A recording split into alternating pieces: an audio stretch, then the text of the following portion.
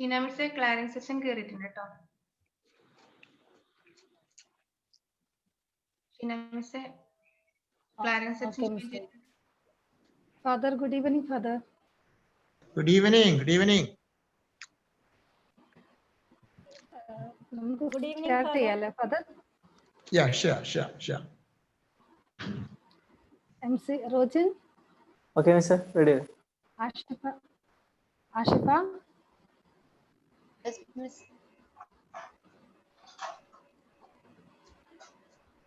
Ready alle? Yes, ready.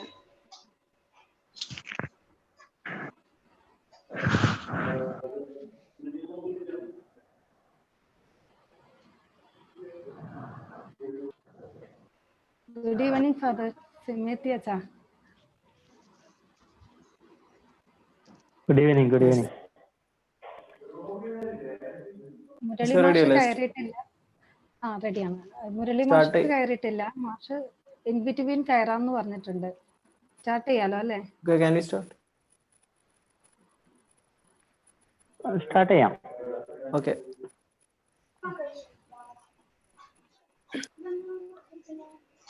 Good evening, everyone. I cordially welcome all of to the second day of our webinar, Esperanza 2K20. I'm Rojiniyam, third year BCom student of St. Joseph College. I'm Ashifa, second BCom student of St. Joseph College. Our webinar was inaugurated by Most Reverend Dr. Alex Varakamdala, Bishop of Kano Diocese. Yesterday, we had an informative session on the topic, role of e-commerce and its prosperity during and after COVID-19 by Mr. Muhammad Sali, Assistant Professor of Postgraduate Department of Commerce, Sir Said College, Taliparamba. Today, we will be dealing with the technical session 2 on the topic, unfolding SMAC for Business by our resource person, Mr. Rishikesh KB, Assistant Professor of School of Commerce, Finance and Accountancy, Christ University, Bangalore, and Dr. Sushin M, Assistant Professor of School of Commerce, Finance and Accountancy from the same university. Now, I invite Ms. Sheena K, Staff Coordinator of Esperanza 2K20, to officially welcome all who are logged on to attend second day of Esperanza. Welcome, Miss. Thank you, Rojin. Respected distinguished guest of the day, Reverend Monsignor Clarence Paliath, Reverend Father Joy Painadat, Professor Rishikesh KB, and Dr. Sushin M. Principal of the college, Dr. K.C. Muralidharan, Reverend Father Johnson Simeti, Vice Principal of the college, Ms. Reena Rani, Head of the Department of Commerce, faculty members of various departments and colleges, dear students and other participants in the webinar. A special good evening to all. Today is the second and concluding day of the national webinar hosted by the PG Department of Commerce on the topic e-commerce, a new horizon in the context of COVID-19 under the banner Esperanza 2K20. The day before, it was inaugurated by His Excellency Dr. Alex Vadakundala, Bishop of Kano Diocese. The technical session that followed was exhaustive and useful, and it was a presentation on e-commerce by Professor Muhammad Sali. Today's topic is unfolding social, mobile, analytics and cloud for business, SMAC for short. So without wasting much time, let me commence with the task assigned to me. I consider it as an honor to welcome Right Reverend Monsignor Clarence Paliath, Vicar General of Kannur Diocese and Corporate Manager of Educational Institutions under the Diocese. He is the charismatic former principal of St. Joseph's College, who in spite of his busy schedule found time to be here to deliver the introductory remarks on the webinar and to provide us with all his support and blessings. Hearty welcome, Father. Thank you, Sheena. I would also like to welcome Reverend Father Joy Painadat, Manager of St. Joseph College, Pilatara. Father kindly and lovingly accepted our request and is present here to deliver the concluding remarks. Warm welcome, Father. It is my pleasure to welcome the resource persons, Professor Rishikesh KB and Dr. Sushin M, who will be jointly engaging today's technical session. Apart from being resource persons, both of them extended their moral support and guidance at different points for concluding the webinar successfully. Sir, your timely guidance and advice have definitely enhanced the quality of Esperanza 2K20. In the language of love and gratitude, I welcome Professor Rishikesh KB and Dr. Sushin M. I extend a warm welcome to Dr. K.C. Muralidharan, Principal of St. Joseph's College, Pilatra, Reverend Father Johnson Simeti, our active Vice Principal, Reverend Father Shijo Abraham, Assistant Manager of the College, and Ms. Reena Rani, Head of the Department of Commerce. I welcome all the teachers, students, and other participants who are in this virtual for the session. Once again, I welcome you all to the second session of Esperanza 2K20 and hope you have an engaging and illuminating session ahead. Thank you for the patient listening. Thank you, Miss. Now I invite Reverend Monsignor Clarence Palliot for introductory remarks. Dr. Muralidharan, the principal of the college, the resource persons of the day, Professor Rishikesh, Dr. Sushin, head of the department, Mrs. Reena, staff coordinator, Mr. Sheena, the manager, Dr. Jai Painadath, vice principal, Father Johnson Simeti, Father Shijo, the assistant manager, faculty members, and participant students, and also the other dignitaries and participants of this great event. I'm extremely happy to be part of this particular schedule on the second day of Esperanza 2020. The Department of Commerce is certainly on the right track in arranging and hosting such a webinar because it is highly relevant to the times, as all of us know. You see, on the one side, we have very many problems around us. We have problems in the economic sphere, the problems, very many problems in the social sphere, the problem in all the venues of our life. But on the other side, we have the resources. We have the economic resources, we have the human resources, we have the technical resources. So it's important for us to see that these problems are tackled and met successfully through these resources. Of course, what I feel is that there is a combination of human resource here and technical resource here. When the Department of Commerce in St. Joseph's College has taken up this particular theme of e-commerce, a new horizon in the context of COVID-19.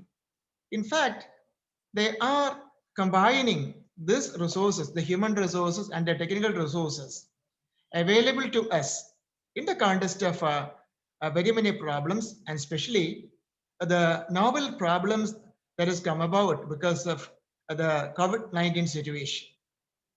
Certainly, this is an initiative to be appreciated. I must really congratulate and thank everyone, very especially the principal of the college, Dr. Muralidharan, the head of the Department of Commerce, and also Mrs. Reena, and the staff members, the students certainly, all of them. They are really putting in their lot to solve the very many problems which our society is going to face. Of course, yes.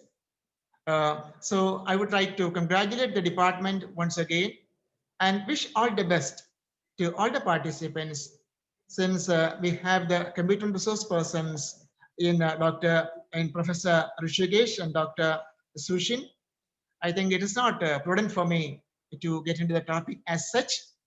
I know that there are people who are really capable of animating you on this count. My best wishes to everyone.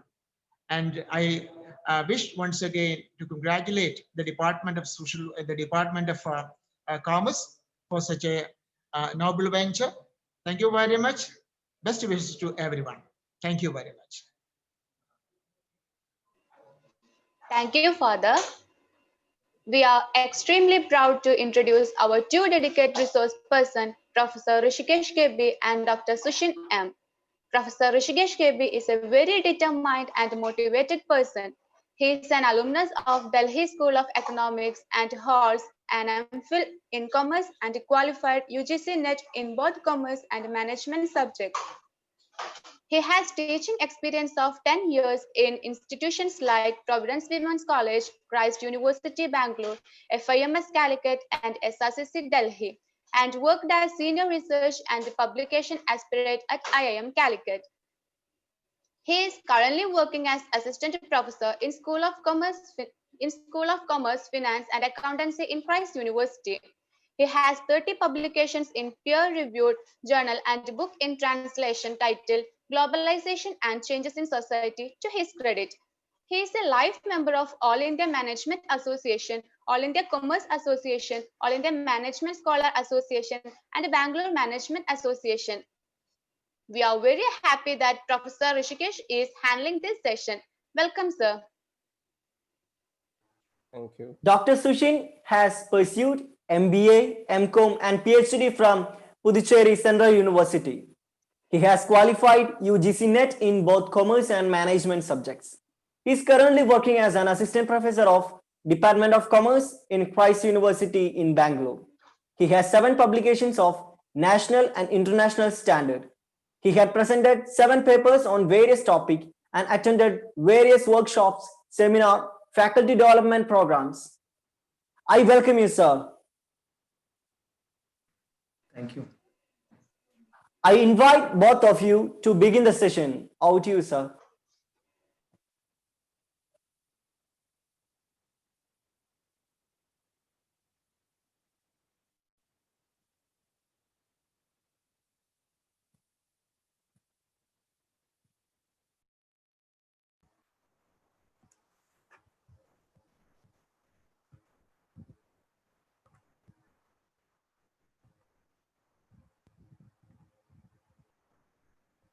Is my screen visible? Yes, sir. Yes, sir. Yes. So good evening and a big namaste to all of you who've joined for this webinar.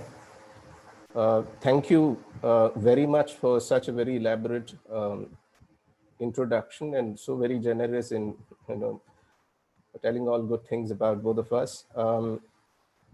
When I say namaste, I believe all of us know the actual meaning of what namaste signifies. It's actually an expression to vouch for the equality in all of us. Because when we greet somebody by saying namaste, we say it denotes, I respect the divine spirit which is present in you and me in equal measure.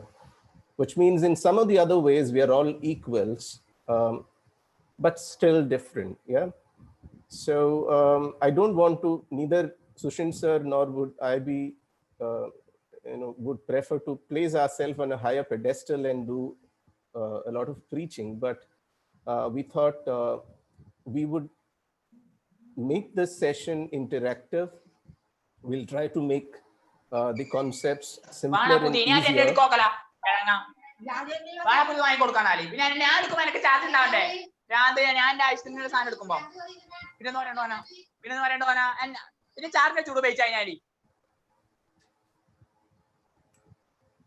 I think if you... Sorry, sir, for the inconvenience. That's fine. All right. So thanks to Reverend Clarence Paliat and Father Joy for those opening remarks. Let me at first also thank the management and the department in particular, Ms. Reena and Sheena, for initiating, coordinating, and hosting this event. We, as ma'am had rightly pointed out, we've had several rounds of initial discussions, and that's what made this possible, because at each phase in planning, we've had one or two rounds of trial runs. And today we are here, sharing some of our little ideas, some of our thoughts with you all. Thank you again for your persistent efforts. And Dr. Sushin, who's also my colleague at Christ University, Bangalore, also needs a special mention because Sushin sir was the one who referred me, who suggested me for this. And today we are here jointly doing this presentation. So having said all that, let's directly go into the topic. Well, we are not here, both of us are not here because we have an answer to all your questions. We might not have an answer to all your questions, but we are here because we have a lot of questions to which we are trying to seek an answer. So we are also seeking an answer, but and also I need to say that we are not experts, but we have an interest in this topic. So we have been trying to learn from different resources. So the presentation, what we would spend probably around 1.5 to 2 hours with you, will be mostly based on a lot of resources that we have come across during the course of our research. So most of the ideas that we are sharing are not our own, but we stand in the shoulders of a lot of research done in this topic. The references you will find in almost all the slides that I've prepared. In fact, both of us have prepared. So, and one small request is, we of course do believe in question answers, but if it would be great if you could reserve some time towards the end of this discussion, so that we can have maybe around 20 to 30 minutes of a question answer session towards the end of our presentation. So that's the kind of rough template, that's the rough format in which we wish to have this little interaction. So having said that, I think, is my video mandatory? Should I be there in the video? Can I switch that off? Because I find that a little inconvenient. Yeah. Okay. The first focus that I wish to have is about two aspects which we'll like to focus on. One is a lot of things have changed in technology and also in knowledge creation in the past couple of years, especially in the past 5 years. Now, when we talk about technology and knowledge transformation, I thought it's better that we begin with a few examples. So the first example that I have is Blockbuster. Blockbuster was one of the most popular video rental service in movies, games, and lots of other things they used to rent in US, and they had a lot of outlets probably around 10 years back. But one fine morning they had to close all of a sudden for the reason that they did not update to the requirements of the market. That's one example. Second example is about Borders. Borders is a cafe which has both books as also music. And this was also similar to Blockbuster, one of the most popular business venture in the US. And they had branches in probably in every nook and corner, especially in the important city centers in US. But one fine morning, they also had to close down. Now, the third example that I have, I'm sure this is a very cliched example, Kodak. Kodak in 2012, they were at their business peak. But it is in the same year, they had also been declared as bankrupt. It's quite an interesting contrast. The same year when they have a business peak, and in the same year, you find they being declared a bankrupt.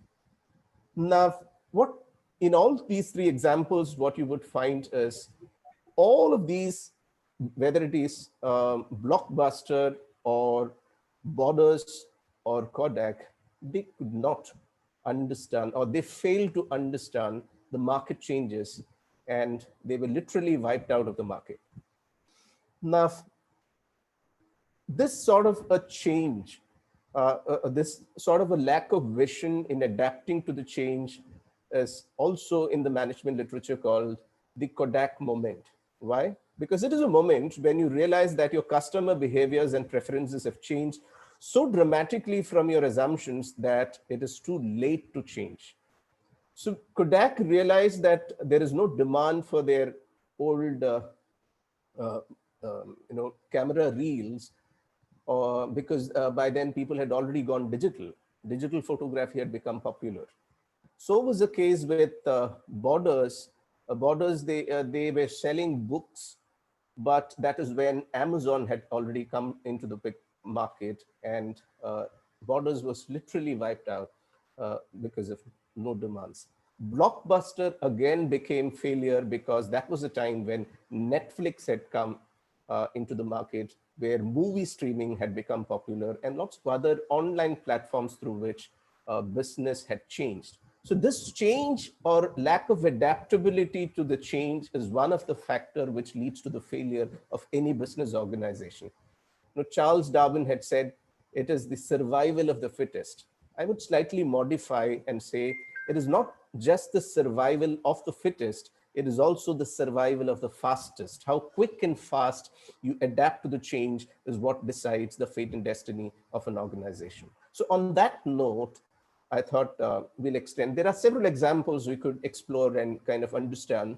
General Motors also has a similar story. Polaroid, Yahoo, IBM, in fact, Nokia is another classic example where they all failed primarily because they failed to adapt to the changes. Yeah. Now, that was about technology front. But on the other front, there is another thing which had also happened, which is mostly about knowledge creation or knowledge transformation or data generation and knowledge transformation.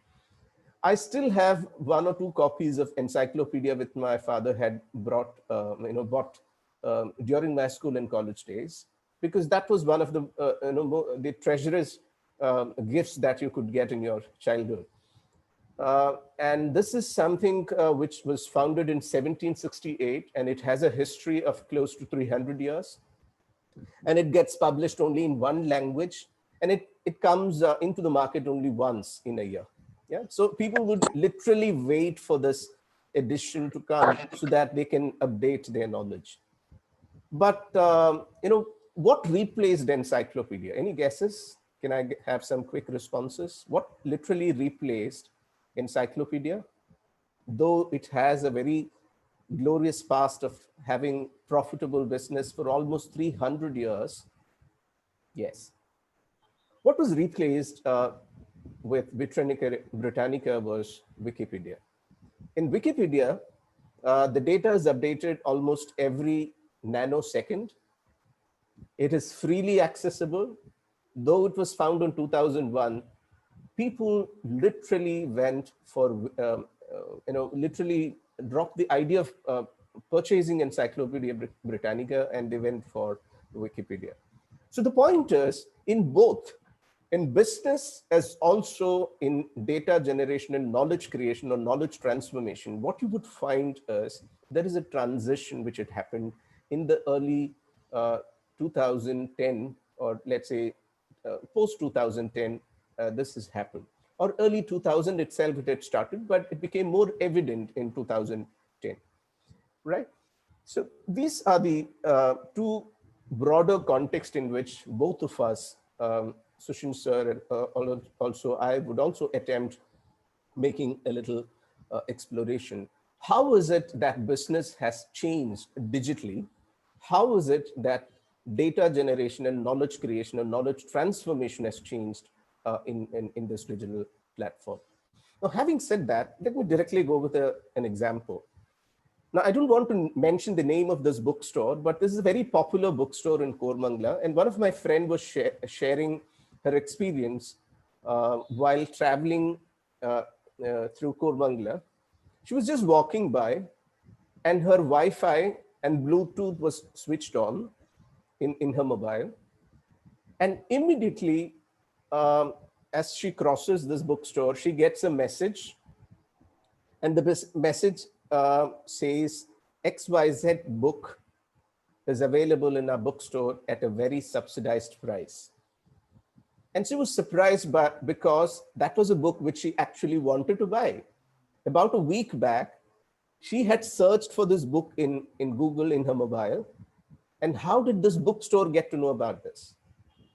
I mean, that is the level of technological advancement which has happened.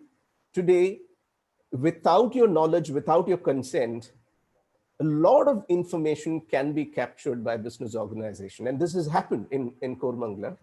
And this is one of the, I hope, it's an easy takeaway. Which one is the most popular bookstore in Kormangla is a giveaway.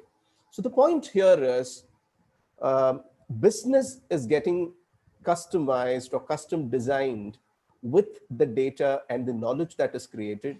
And the technological platforms has actually enhanced such knowledge and business creation. So that is the broader perspective in which we would be discussing this entire topic. There are two aspects. One is the information technology and its utilities, and the data creation. How is it done? That part, the second part of it would be mostly discussed by Sushin sir. I will handle the first part of the topic. Probably I'll take another 30 minutes and then leave the floor open to Sushin sir. Now, in terms of technology, I would always prefer going with examples. This is one of the major shifts which we have experienced in the recent past. Movie release has also been shifted to online platforms.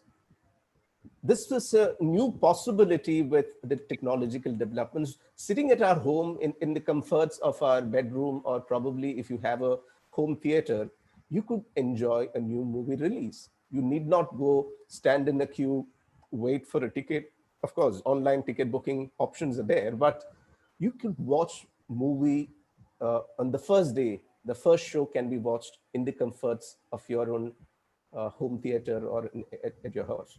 Now, it's not just, so what is the technology platform which has come up? It's called the OTT release. Now, what does OTT mean?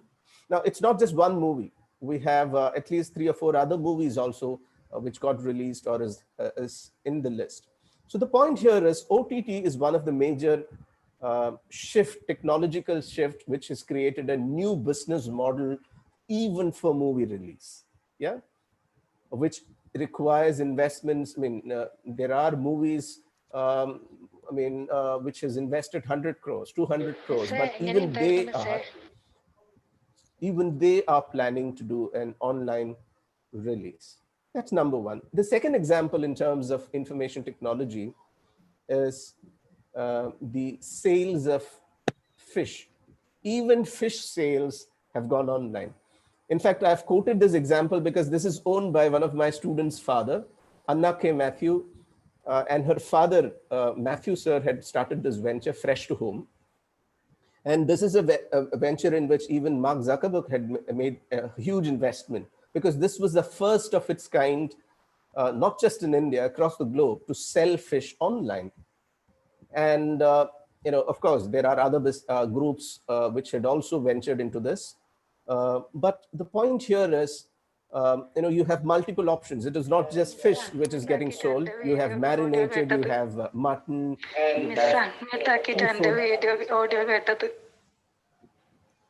Hello. Yeah. So the point is, it is not just confined to fish sales now. There are multiple other things which are also sold online. So it's not just movie release, even, I'm using the word even, fish sales has gone online. Now, the third business model, learning has become online. Of course, there are not just Byju's, there is Vedantu and several other business models are picking up. Byju's is incredible because of its customization. Now, different students have different learning styles. Some of them prefer watching videos. Some of them prefer doing group activities. Some of them prefer doing it as an assignment. So you could custom design your learning, and then you could learn through Byju's. So even education has become, so I'm just quoting examples so that it becomes clear as to what are the different kinds of business models that has evolved. One is movie release, the other one is fish sales, the third one is education. That's another major change. Now, the fourth one is about the grocery sales or any possible thing that you could imagine is sold through, Zomato, Swiggy, Big Basket, Grofers. There are, of course, Amazon, Flipkart, and several other models as well. That's another thing. And the last one, I hope, I'm not very sure how many of you are familiar with Dunzo. I'm not sure whether it's functional in Kerala, but in Bangalore, this has really transformed the way in which logistics functions. So the product delivery, you could just deliver anything, using Dunzo, and the amount that they charge is very nominal. And so the logistics has also, this is another business model which has evolved in the past couple of years. So what I'm trying to say is, it is not just in one sector. Almost every possible sector has explored the possibilities of e-commerce. Now, having said that, what I was talking about is the information technology part, or how business organizations have used technology platform to transform their business. That was one aspect. And the second aspect which I wanted to discuss is about the data, the importance of data in business. How is business organization, how are business organizations using data? How are they capturing data? How are they manipulating these data? I mean, I have a few more examples, and then we'll go with the theory part of it. Now, I just had a discussion with a manager of Ola, based out of Bangalore, and he said, we literally stopped all coupons for regular travelers. They don't give coupons, free coupons for regular travelers. Do you know why? They've already become loyal customers. Now, what is their target group? The ones who are not regular in Ola. And how did they find out the ones who are regular and non-regular? They have a huge database of past, the search history or the travel history of their customers or the people who have utilized Yola platform, and they've segregated the data, and the coupons are offered only for non-regular customers. Look at the way the business is getting. So as and when business offers something with subsidy, something with, it is not with an intention to serve, not only with an intention to serve the customer better, but also to capitalize on the customer loyalty and expand the business. So data capturing is happening in business, and through these data, they are customizing their business. That's one example in data and how it is manipulated to customize and custom design business. Now, the second example which I do have is about the payment. My parents, they do stay in Bangalore in a rented accommodation, and I stay in the campus. And whenever, for the past couple of months, I had to make all the payments online, and I was using this Paytm platform. And every month on a particular date, Paytm would remind me that you have to, these are the payments due. One is the electricity, second, the water bill, and the rent. Now, of course, it is a convenience for the customer because they are sending reminders. But on the other side, what is their real intention? The intention is to make you more and more loyal to Paytm, and frequently use the Paytm platform for all such payments. So what is happening is, through these reminders, through these, another thing which is happening in these online Paytm gateways or payment gateways is they are cross-selling the data. Now, what is cross-selling? Now, I once booked an air ticket and I had to travel from Bangalore to Delhi. And it so happened that as and when the day of travel approached, I started getting offers from Ola and Uber. I have never informed Ola or Uber that I'm traveling from Christ University to Kempegowda Airport, but they got to know about it. And the offers became very attractive and compulsive that I just couldn't ignore. So the point is, none of these payment gateways are doing their business on charity. They are cross-selling the data without your knowledge and consent. I repeat, without your knowledge and without your consent, the data is sold to somebody else. And that's another source of, look at the ways in which people capture data and, they manipulate them to make business out of it. The third one is about customer tracking and the algorithm driven suggestions. Swiggy, if you've used Swiggy and if you've ordered food, sometimes I do order chicken biryani, and whenever I travel to, when I'm quoting Kormangla quite often because that's a place close to our campus and that's a place that we hang around. So whenever I go to this place, Kormangla, I get suggestions. I get suggestions to which restaurant I should go where I would get the biryani which I had ordered through Swiggy. Now, how did Swiggy get to know what I'm interested in? So they have tracked the information, the customer tracking and the algorithm driven suggestions again and again makes us stick to whichever platform we have chosen, whether it is Swiggy, whether it is any other, such app-based services. So here again, the point is that every data capturing has an intention of extending the business. Yeah.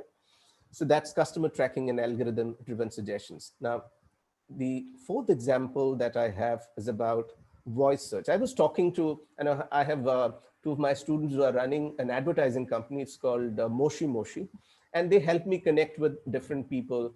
And I recently spoke to the manager, marketing manager of Amazon.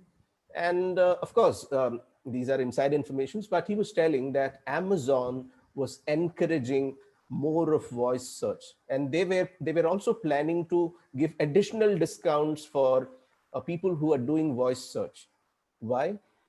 Because of course they do also do have data capturing. Digital data is already there. What you type, what you search is already there, but they also wanted the voice to be, saved in their cloud base, which could be at some point used for customization of business. Sometimes it could happen that at a later point, when you do a voice search for a product in Amazon, you get to hear the suggestions in your own voice. I mean, that's something insane. That's something, which could make it more and more personalized, more and more customized. So artificial intelligence and cloud-based data collection is another way of capturing data. Now, in Amazon, if you're frequent in buying products online, you would get to see your search history. Again, that's a huge database for them. What is it that they wanted is what keeps. Let me just share one of my personal example. In 2013 or 14, I decided to buy a Nokia mobile phone, and I kept searching in Amazon. And on a particular day, I decided to buy a particular brand of Nokia phone, because that is when Nokia had offered a lot of discount, because that year they had planned to stop the production of Nokia brands. So they had a very attractive offer. And it so happened that I kept searching in multiple platforms, not just in Amazon. I searched in Flipkart, I searched in several other platforms, and I decided to buy. And on the day when I was about to make the order, what happens is I forget my laptop in my PG, and then I had to search I had to order the product in my friend's laptop. And this happens in a time difference of 10 minutes. And in that 10 minutes, what has happened is there is a huge price difference. A product which actually cost 22,000 was sold at 13,000 in my laptop, in my account, Amazon account. But in my same account, which I opened in somebody else's laptop, it was offered at 17,000. Why such a huge price difference? I was curious. Of course, I did buy that product and went back to my PG. I was curious, and then went back and asked some of the people working in the IT sector, and they said Amazon was actually capturing the data based on the IP address of my laptop. And the price which was offered was a custom design price only for me. I hope you're getting the extent to which companies are collecting data. Companies organizations are manipulating the data that they capture through these online platforms. So that's another way of data capturing. And the last example which I have is about Nike Run Club, which became most common and popular post this pandemic. This is where it's closely connected with health and fitness. You get to know the number of steps that you've walked, the distance that you've covered, and all that. And again, these are the database which is also being maintained. For at some point, you would get to see some customized product, suggestions, or personalized messages. So I was talking about 5 examples from the IT sector, how education, movie release, and lots of other things have changed. And I was also talking about data and the importance of data in making business decisions, how they are captured through different platforms. Now, having said that, let me just spend some time on playing this little video. This is a very recent video which I came across, and I found it really, really interesting. Eating out after so long, such fun. Hai na, Papa? Always. Your bill, sir.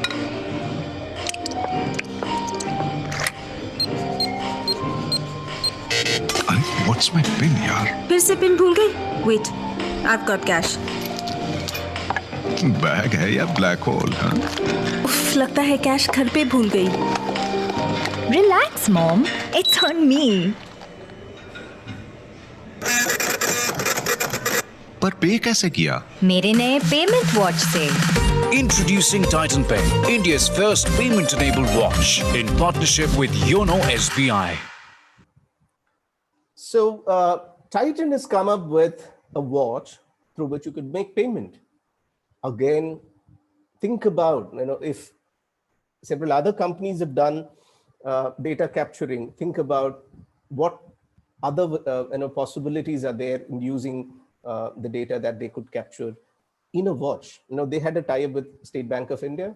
Titan has a tie-up with, and this is a very recent development, I'm assuming, because I came across this about a week back. So the point is, almost every organization, almost every brand is capturing data through different platforms.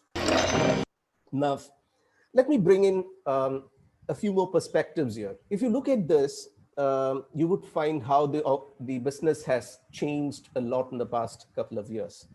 Car sales is going down, but Ola and Uber is rising. The restaurants are closing, but food delivery is increasing. Tuition classes are decreasing, but online classes are increasing. Traders are struggling, but marketplace is thriving. The demand is down, consumption is going up. Old commission business is struggling. So if you look at all the business models, it is not that the business is doing bad. Business is doing good, but the way in which the business is done is completely different. The way in which the business is done is changing. So the economy is not actually struggling, only the business models are changing. Well, since the topic of our discussion is e-commerce, the topic of our discussion is social mobility analytics cloud, how is social SMAC being utilized by these online e-commerce business models to change and transform their business? Would be elaborated further by Dr. Sushin, but let me also have a little more points to cover. This was long before Bill Gates had made the statement. It's quite interesting as well. If your business is not on the internet, then your business will be out of business. I mean, this is true. And we've realized it, especially during this pandemic. The organizations who doesn't have a virtual presence are really struggling. And the same business advertising agency, which is based out of Bangalore, the Moshi Moshi, they were telling, for us, it is like a Christmas season now, because even a small dukandar, even a small retail shop, of course, with all due respect to them, small, medium, big, everything matters. But even they have started thinking about online sales. Even they have started going virtual. So every organization today has started thinking about the possibilities of staying connected with their clients, with their customers, with their employees in a virtual platform. Today, this learning is possible because we have a Zoom platform. We are virtually connected, though not physically, we are virtually. So the point here I wanted to emphasize on is a lot of these changes had happened not overnight, but it took a lot of years, close to about, again, close to 200, 300 years. So there were different phases in it. We have the first industrial revolution with steam engine, the second industrial revolution with electrical energy, the third industrial revolution with computers, and today we are in the fourth phase of industrialization, which is otherwise called Industry 4.0. Now, what is Industry 4.0? There are the things that we could discuss in Industry 4.0 is unimaginable. The possibilities of business transformation, especially as an e-commerce business model, is humongous. Now, so I've just listed a gist of what Industry 4.0 is. There is artificial intelligence, there is augmented reality, there is self-driving cars, there is 3D printing, then drones, then any cloud computing, big data analytics. So many possibilities are there for organizations to transform in this fourth phase of industrialization, which is otherwise known as Industry 4.0. Now, again, this is an article which I came across way back in January, which kind of summarizes what all constitutes the fourth phase of industrialization. Everything offers a possibility of transforming business. All of these has. Now, having said that, let's again watch a small video.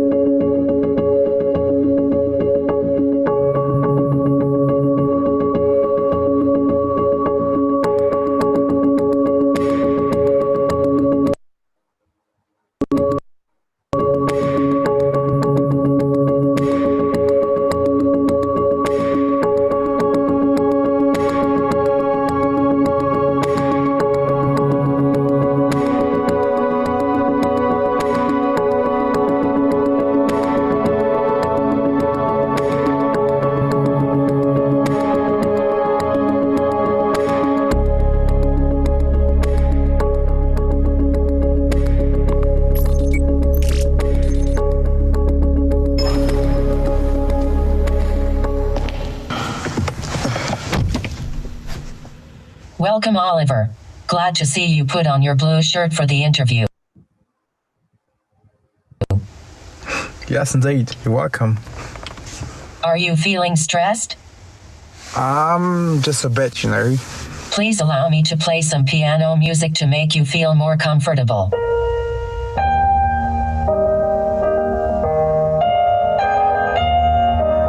I feel a bit better now, thank you.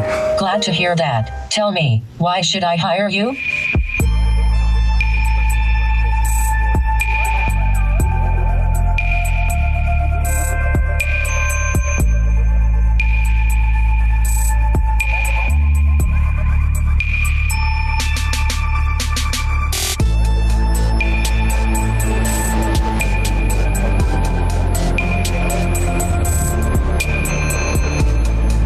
Die stellen hier vandaag op het salon zelfs een soort van sollicitatiewagen voor. Het annonce Volvo, het autosalon gebruikt Volvo daarvoor een sollicitatiewagen. So I'll just, if for those of you whose audio was not clear, this car of Volvo has done a recruitment of its driver. So it is not people who are recruiting people. It is technology which is recruiting people. That is the extent of the kind of change which is bringing in our day-to-day life. The technology has penetrated even into human resource recruitment, which is unprecedented, I'm guessing. So the point is, different sorts of transformations are happening in the space of technology, in the space of business. And how are these, how can these be capitalized is what Professor Sushin sir would be discussing. Now, again, let me go with a few more examples. World's largest taxi company owns none of the cabs, none of the vehicles. Make a guess, participants. It is Uber. World's largest accommodation provider owns no real estate, which is Airbnb. The most popular media provider creates no content. Facebook rarely creates a content of its own. The most valuable photo company sells no cameras, which is Instagram. The fastest growing television network lays no cable, which is, we've mentioned it earlier, Netflix. The most valuable retailer has no inventory, which is Alibaba. It is not Amazon, it is Alibaba. So the point here is most of these business models, if you closely observe, the investment that they've made in the technology is more in terms than the other infrastructure. All what Airbnb has created a platform, a technology platform for those people who are willing to provide the service and for those people who wanted that service. Same is the case with Uber. Same is the case with Alibaba. Yeah. So technology is going to transform, and it is already transformed. There's no point saying going to, it is already. So most of these business models did not exist 10 or 15 years before. All had emerged out of a divergent thinking. So what is needed for organizations to transform is a divergent thinking. Yeah. From the traditional brick and mortar organizations, what is needed is a completely out of the box thinking to transform and become sustainable and relevant. So I mean, the half an hour that we have spent, close to 40 minutes, I think, was just an introduction to the topic. So there are two specific aspects that we'll be addressing, both of us. One is the pandemic specific challenges for the business organizations. And the second aspect, Industry 4.0, I think I've given just an outline of it, and specifically the SMAC possibilities, social mobility, analytics and cloud, is what Dr. Sushin sir would be discussing. Now, having shared the first part of, rather the introduction of the topic, let me get into the current crisis that all of us are in.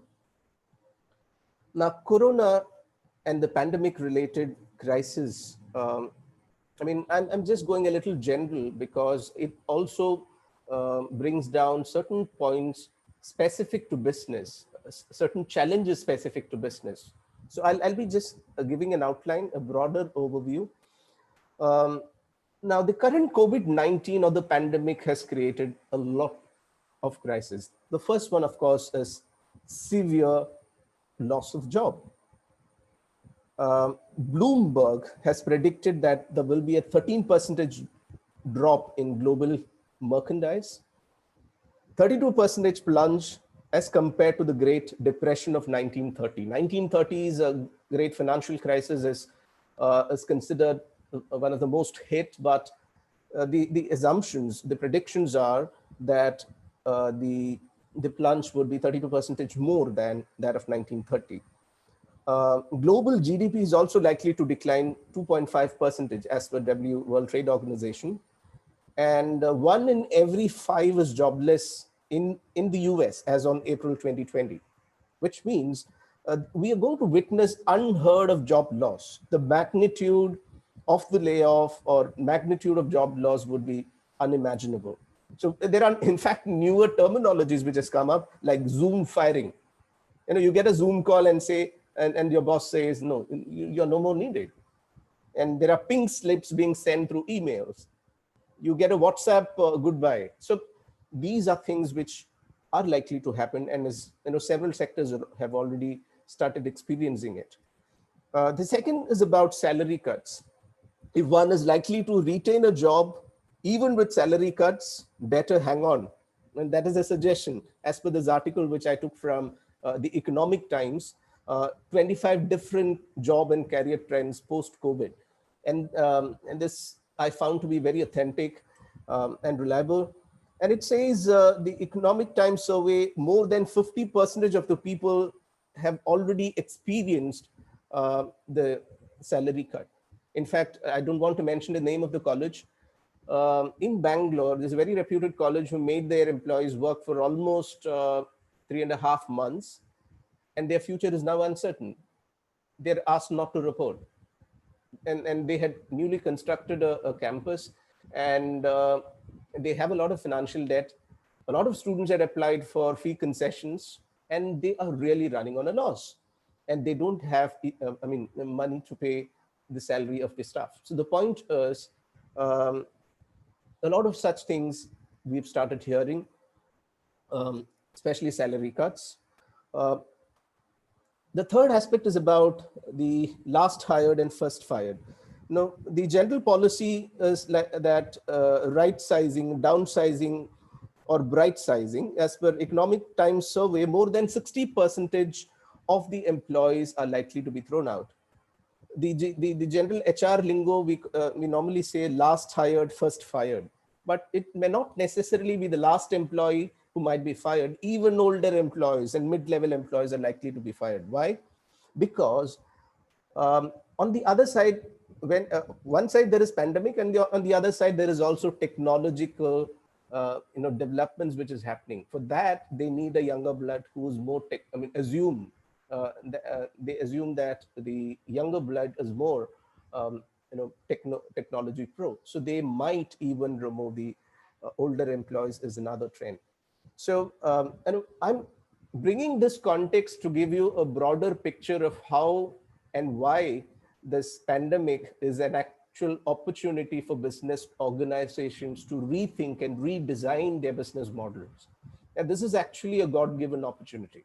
Now, the fourth aspect is about anxiety and frustration. I mean, we've started hearing that as well. In fact, I have one of my friend who's a lawyer, and he's a consultant to one of the biggest oil baron investor based out of Middle East, and he committed suicide because he had invested in a lot of African and Asian countries, and unexpected lack of mobility. People have stopped traveling in their vehicles, so there is no demand for petrol. So there is no possibility of him making profit in the next at least 15 years, is what his assumptions were. When these are inside stories, and then one fine morning he jumped from the building and he committed suicide. I mean, there is that is one dimension of it. There might be multiple other perspectives. The point here is, out of frustration, out of anxiety, helplessness, people are committing suicide. That's another aspect. So how do we deal with it? Entrepreneurs are at risk. 1 in every 3 startup ventures, this again is a statistics based out of US, is going to be a failure. And 57% of the US business is likely to drop, and 8 in 10 is likely to get closed in India as well.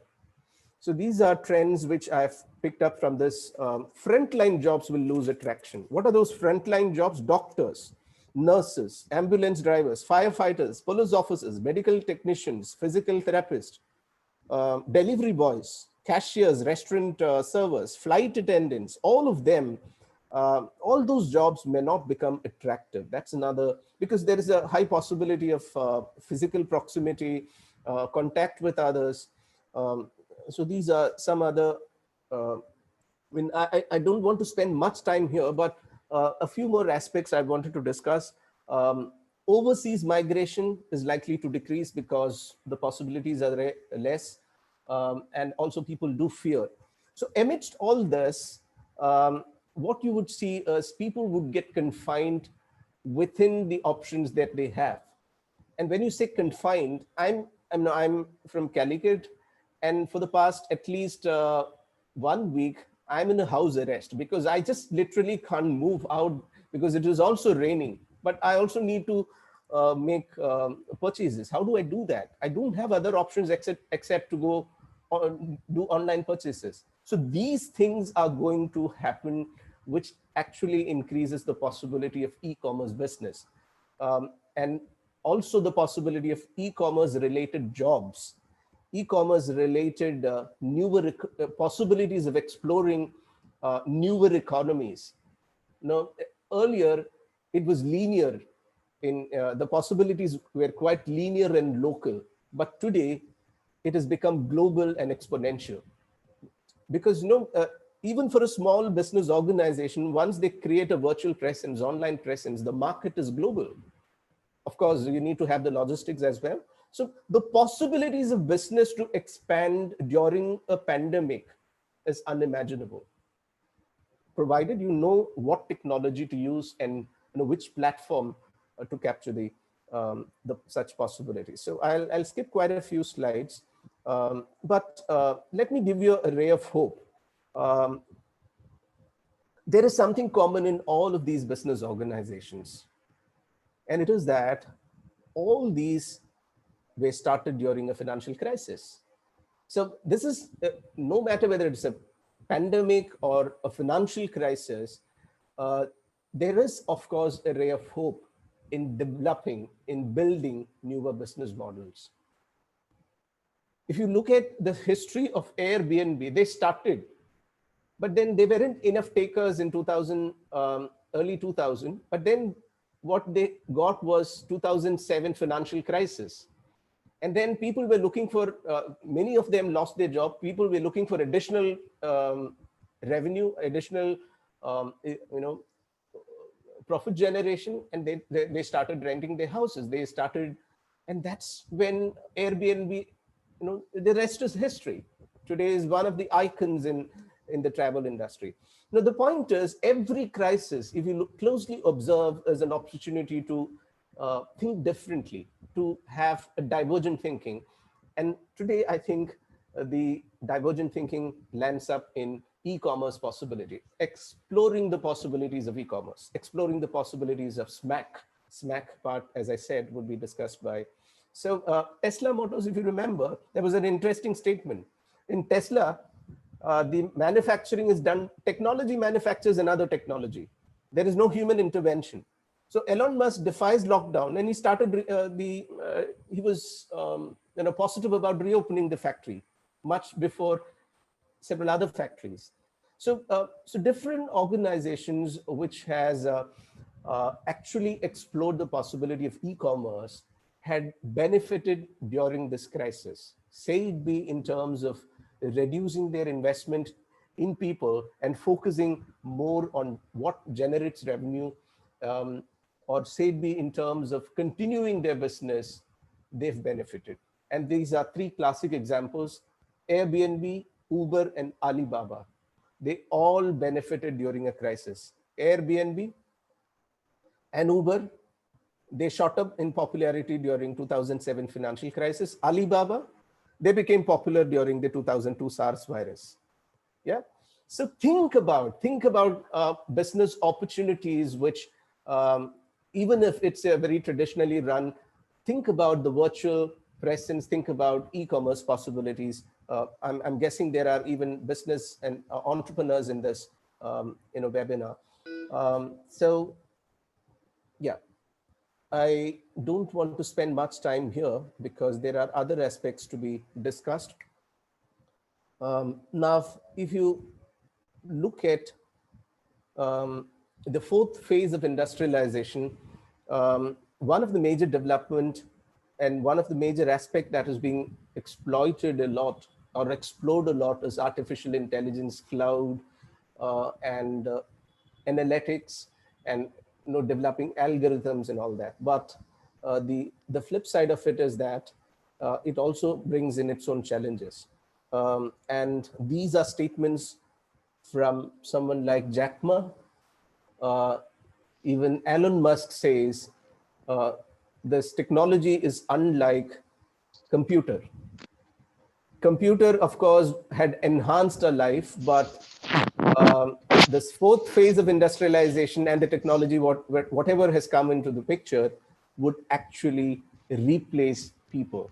And that's where the job report of McKinsey, which was published in 2017, December, says 400 million current jobs will be replaced by technology by 2030. 2030 is not that far. It's just 10 years ahead. Yeah, we are already in 2020 September.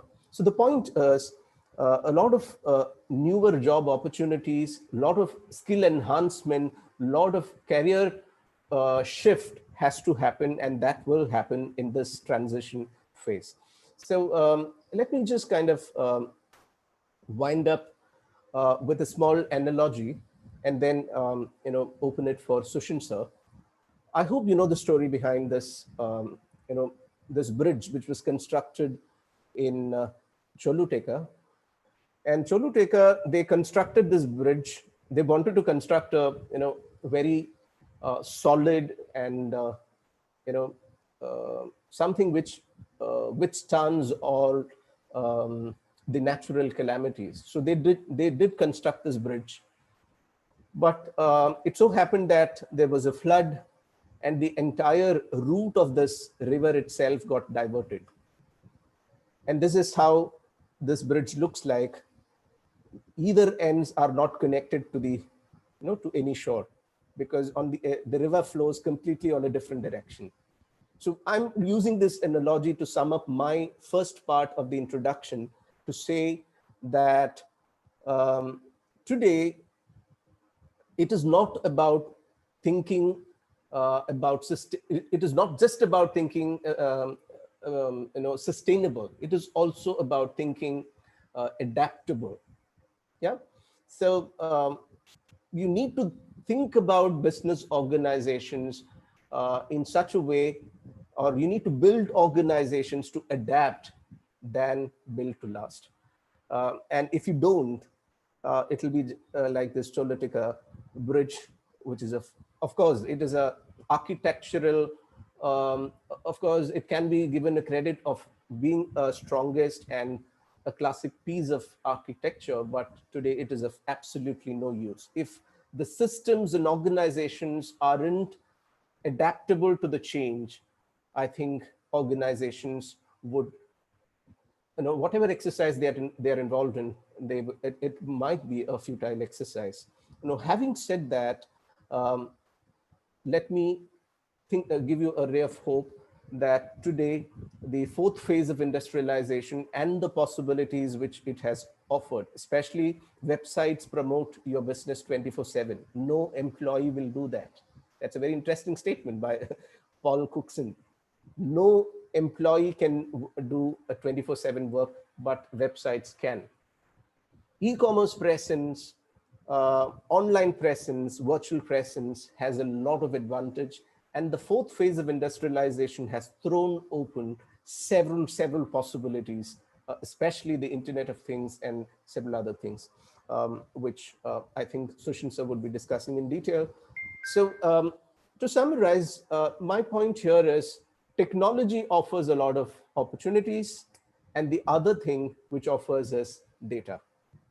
If you are able to capture and use the data to customize and expand your business, customize and personalize experience for customers, I think it's going to transform your customer engagement through e-commerce. So my question here, before I kind of pause is, aren't we at a convergence point? I guess it is. Guy Kawasaki mentions that you need to jump from a curve to another. Yeah, it's a time for us to jump from what we have been doing to what we should be doing to make us more and more adaptable and sustainable. The great innovation occurs when you jump to the next curve. So that's the kind of summarization which I wish to give for my presentation. We need newer mindset to create newer results. And how do we create that mindset would be discussed by Dr. Sushin. I invite Dr. Sushin. Thank you, sir. Thank you for the wonderful introduction as well as the, more explanation for this particular talk that we already planned. So first of all, I would like to extend our sincere thanks to, Reverend Monsignor Clarence Paliat, Reverend Father Joy Painadat, Reverend Father Johnson Simeti, and Principal Dr. K.C. Muralidharan, Head of the Department, Ms. Reena Rani K., Ms. Sheena, and all the other faculties for such a wonderful opportunity that you have given for us to share our knowledge as well as the experience that we are experience in our day-to-day life. Okay. So yes, Rishikesh sir was giving a wonderful compliment for the invitation and all. So I believe in the component or pillars on collaboration and networking that can enhance a lot of things in our professional life that only we are practicing. So without wasting much time to explain ourselves and all, we can directly move to the presentation part. So for the better experience, with your permission, I am switch off my video because there is some kind of network, changes and modulations happening to my place. So with your permission, I am switch off the video. Okay. So, so far we had a complete discussion on how the technology is taking place, what are the challenges which are facing by Indian companies all over the world during this pandemic time period. So we have a pandemic situation, we have a lot of challenges. We means all this coming presentation, I am focusing on the business point of view. Sometime I'll be discussing some point with respect of on the point of view of consumers for better understanding for the attendees. Okay, so here you can see we have seen 2 years worth of digital transformation, just 2 months. This is given by CEO of Microsoft. You can also witness, you can also observe whatever it is happening, surround to you, how people are changed according to the requirement, according to the challenges. So if you are in a comfort zone, if you are in a very comfort zone, there is always a kind of laziness. That only I understood. If you are having some kind of challenges, whenever you have any problem, that will strengthen your your capacity. It is applicable not only for the individual, it is applicable for the business also. So those business which are capable to overcome these challenges, those business which are capable to adopt the changes, those business they are flexible to change according to the threat, according to the challenges which is happening to the market, they can survive and they can take maximum advantage of the particular threat. So you can see in the after this pandemic, this common challenge is a common problem not only for our country, it is there all over the world. So whatever the problems, there are some models, some business models you can take, how they have optimized those challenges, those changes, those requirements into their business model. They got more profit or more earnings comparing to their competitors. Those who are failed to understand and adopt the challenges, they are automatically getting out from the market. This is happening in the present era. Okay, so the selection of this challenge, selection of this particular topic under this banner is very much significant. So I'll be going to discuss something regarding what is the significance and what is the potential for an e-commerce kind of business in the global scenario. From that, I'll be coming to our context, this Indian scenario. From that, you will be having more idea about the same. Okay, so here you can see this is a recent data which is given, which is the source also mentioned here. As said, all the informations you can find the source here, so that you can also refer the same. So why I put this information here, we should understand what is the potential for changing a business from a conventional mode to a e-commerce model, that to adopting SMAC. How the SMAC is helpful for the business to doing the same way. Okay. Yes. Okay. Here you can see what is the total population in our in the world and how many of them are using a mobile phone for access, and 66% is there. Then internet users are there, almost 60%, and out of that, active social media users are there, 51%. From these statistics, why I put these statistics? As a business, they have to know about their consumers. They have to know about what is the trend of the market, what is happening in the market. So here you can see if they are able to capture, this their consumers through social media. As per the statistics, it is showing that almost 51% of total population. So there is a high chance to influencer and they can get information like preferences and all the taste and preferences there. Yes, search history like that. So whatever I've said is related to technology and yes, challenges. So whatever I'm going to tell is related to more about the data and how the business is making use of the data for the yes better business model, that too e-commerce model in this present era.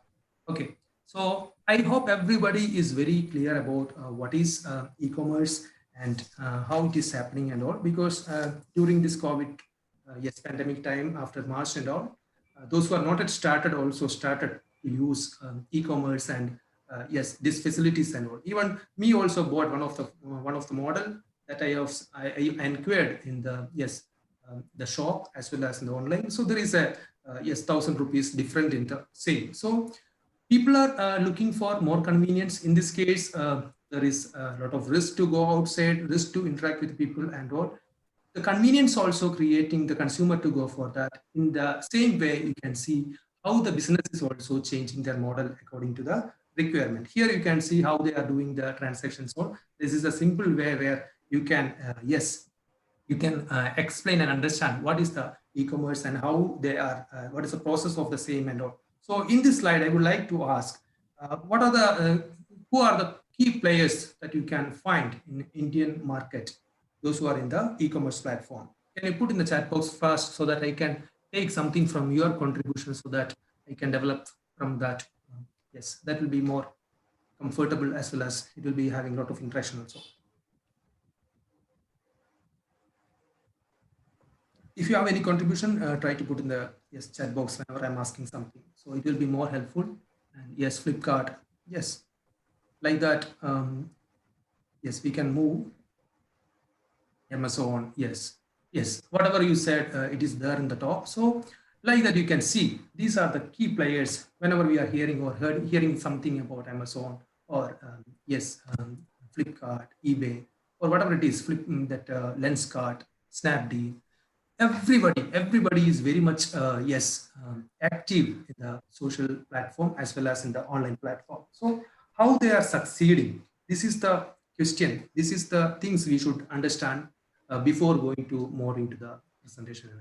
How these people are updating, how these people are much more yes efficient in the market to give the service and all. So this is the core concept or core reason behind the discussion of today's.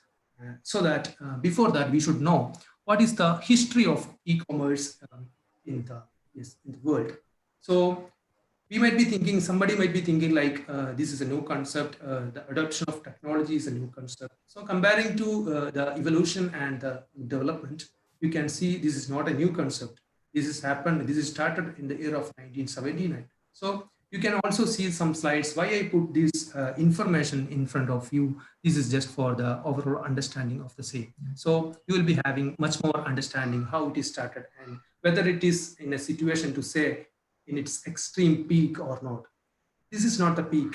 Whatever it is coming, it is a peak. So yes, as I said in the first slide, last 2 months, whatever development is happened, the intensity of the development, the volume of development is equal to whatever it is not there in the last 2 years, right? So like that, the growth rate is increasing like anything. So here you can see the Netflix is not the first online DVD subscription retailer. Then you will be getting a question that what is the first one? As Rishikesh sir said, Blockbuster is the created first yes online DVD subscription for the yes consumers or the users.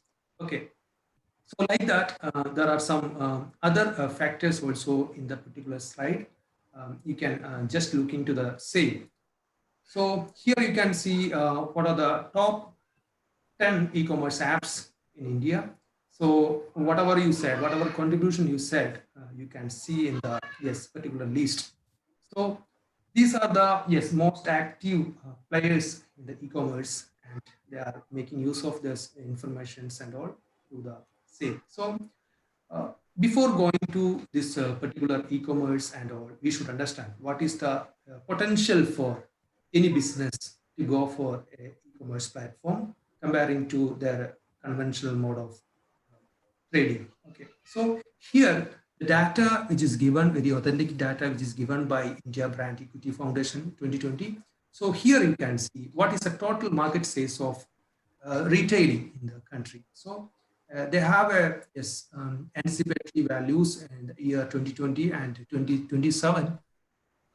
Here it is showing the progressive growth of the same. So what kind of products, what are the sectors which are very active in the retailing also you can see here. So electronics, apparels and all like that, a list of things also you can see. So if any business is not adopting this e-commerce platform, e-commerce facility, whatever their competitors are doing, automatically after some time, they will be outdated from the market without having a change, without having much understanding of the same. They cannot change from the market. So the types of product preferred more also you can see. So here, apart from this, there are some government initiative that you can look into the same. So just for the overall understanding how much potential for any business to go for the same also you can see. Why I discuss all the statistics, global scenario and internet users and mobile users and social media users is that whoever is succeeded in the market, whatever example you can take, Amazon, Flipkart, Myntra, whatever it is, they are very active in social media to access the data of the people. Okay, so as Rishikesh has said, if you are entering something in the online, it will be captured, it will be used, it will be cross-sold across the marketers. It may be not for their product, it may be for others. So the data will be cross-sold and it will be used for the strategic level of planning, expansion, new product development, like that. So it is a kind of practice happening in the market. As a consumer, you may not be knowing the same, you may not be understanding how this is coming to you. But if you are going to back the path related to how it is coming to the particular marketer, there is a cross-selling of data which is happening in the market. So I don't want to mix the ethics and the same. I want to discuss the same with the point of view of the marketer. As much data you have, more the data, more the money. This is the mantra they have following. So here, Amazon, you can take the best example for the same. So there is a question, how is a company headquartered at Seattle, Washington, United States, expanding its business globally? Can you put in the chat box, what can be the reason behind the expansion or diversification or entire segmentation of Amazon entire world? You can see that. Can you put in the chat box, what can be the reason, what can be the, what can be the reason for the same, how they are expanding their business, how they are diversifying their operations and all. I need some kind of response so that I can continue. Otherwise, I can give from my own. Yes.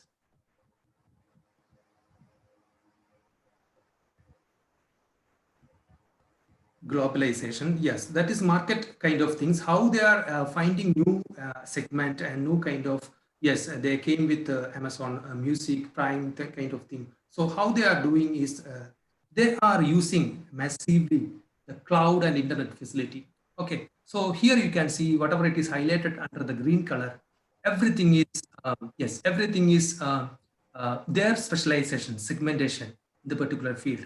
How they have used the data of the consumer, how the people, the users' data is stored in the cloud. So all these things are giving an immense potential for a concept that is called SMAC. That is our topic, how an Amazon company or any e-commerce related company, how they have used SPAC model in their business model, in order to break all the challenges which is happening in the market. So in the initial time itself, you might heard about what is the expansion of SMAC, and it is comprising of social media, mobility, analytics, and cloud. In the coming slides, I'll be discussing about each and every one, how the social media, mobility, analytics, and cloud is used by e-commerce company for their expansion and creation of a new business model in their day-to-day operations. So it will be having a lot of insight that will be giving more insight about the same, whatever it is happening in the market. So here you can see the first one is social media.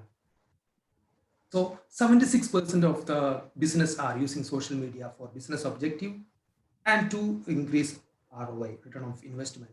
This means 76% of the total business, they are using the social media data before before creating the objective and return on investment calculations and all. So they are using they are tracking whatever it is happening, what is the trend which is happening in the social media. This is a core concept, this is a core idea behind how a business, a e-commerce business should use social media in their operations, as well as expansion marketing kind of things. Then second one is mobility. The mobility is much more important. So how they are mobilizing, or this mobility doesn't mean it is means not only the, it is simply a navigation. Okay, navigation, not only the physical navigation, the virtual navigation of the consumer also will be tracked. So 72% of enterprises cited improved productivity as a driving factor in adoption of smart mobile devices.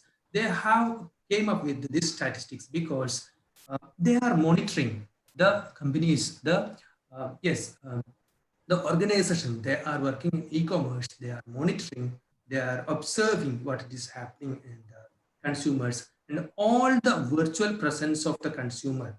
If whatever he is searching, so search history, watch history, everything will be recorded, everything will be stored in the cloud. So mobilization of those things and using the data which is observed or obtained through that consumer will be used for the customization of any kind of product or offer, whatever we have discussed in the previous slides, and all the offers, all the personalized message, everything is based on your mobilization. The mobilization given is done by the company.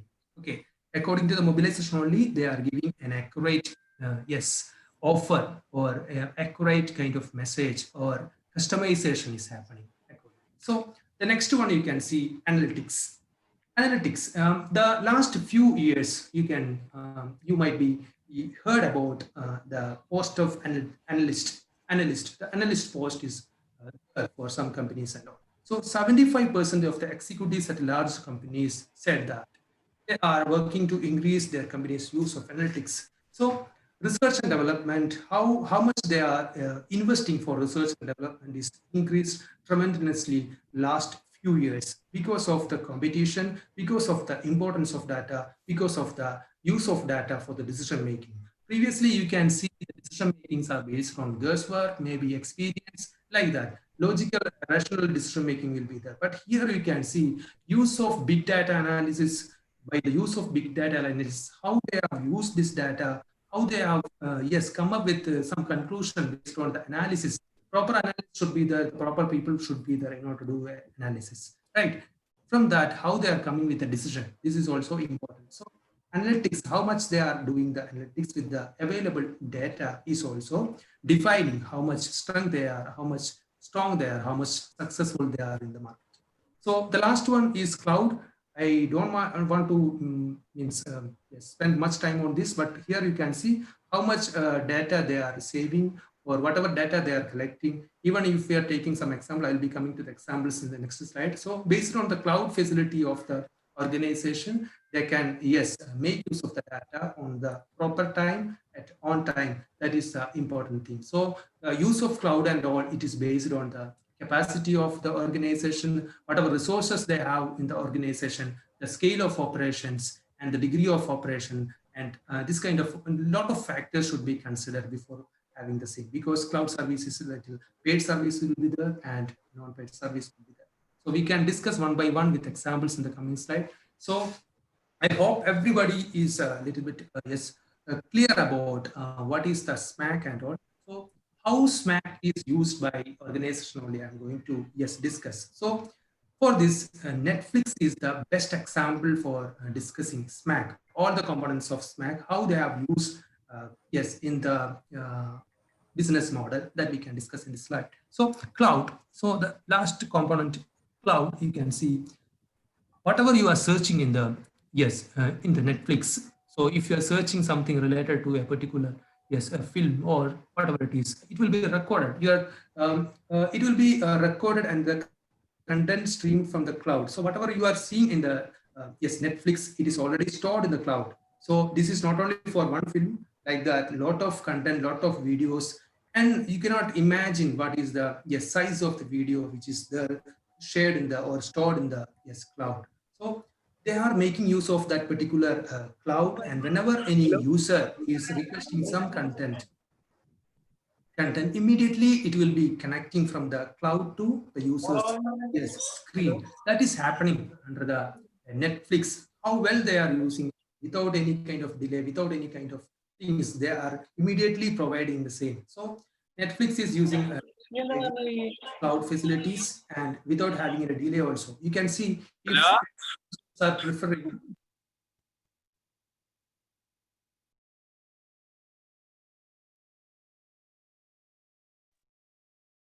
Sorry, sir, it is some unwanted voice. somebody is muted me. Fine. So if somebody is searching some content on the particular Netflix platform, automatically demanding.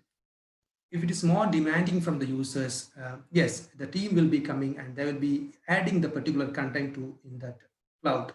So it's all automatically it will be coming to the user also. Whenever any new content is updated in Netflix, if the user history is having too much match with the new content, the Netflix will be automatically giving a suggestion for the user. How in that way they are using the cloud and also mobile delivered to all devices, as I said, according to their preference, according to their watch history, search history. They are customizing the streamed video for the particular user.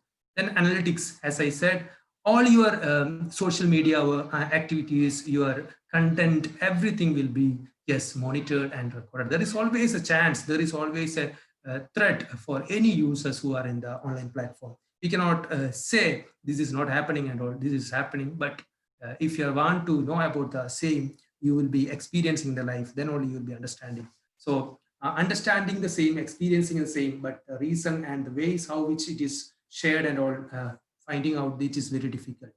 Then social media, this Netflix and all, it is automatically connected with, there is a simple algorithm which is followed by each and every organization. As I said, there will be cross-selling of the same, cross-selling of the data. Whatever you are entering to the social media, whatever you are communicating through social media, all this data will be saved in their cloud. So all the data which is shared there will be cross-sell among other marketers for their products. So it will be like a win-win approach for the marketers in the in the particular market. So this is the best example you can take under the SMAC, how Netflix is made use of this SMAC components, and how these pillars are worked as a successful mantra for Netflix also. You can find.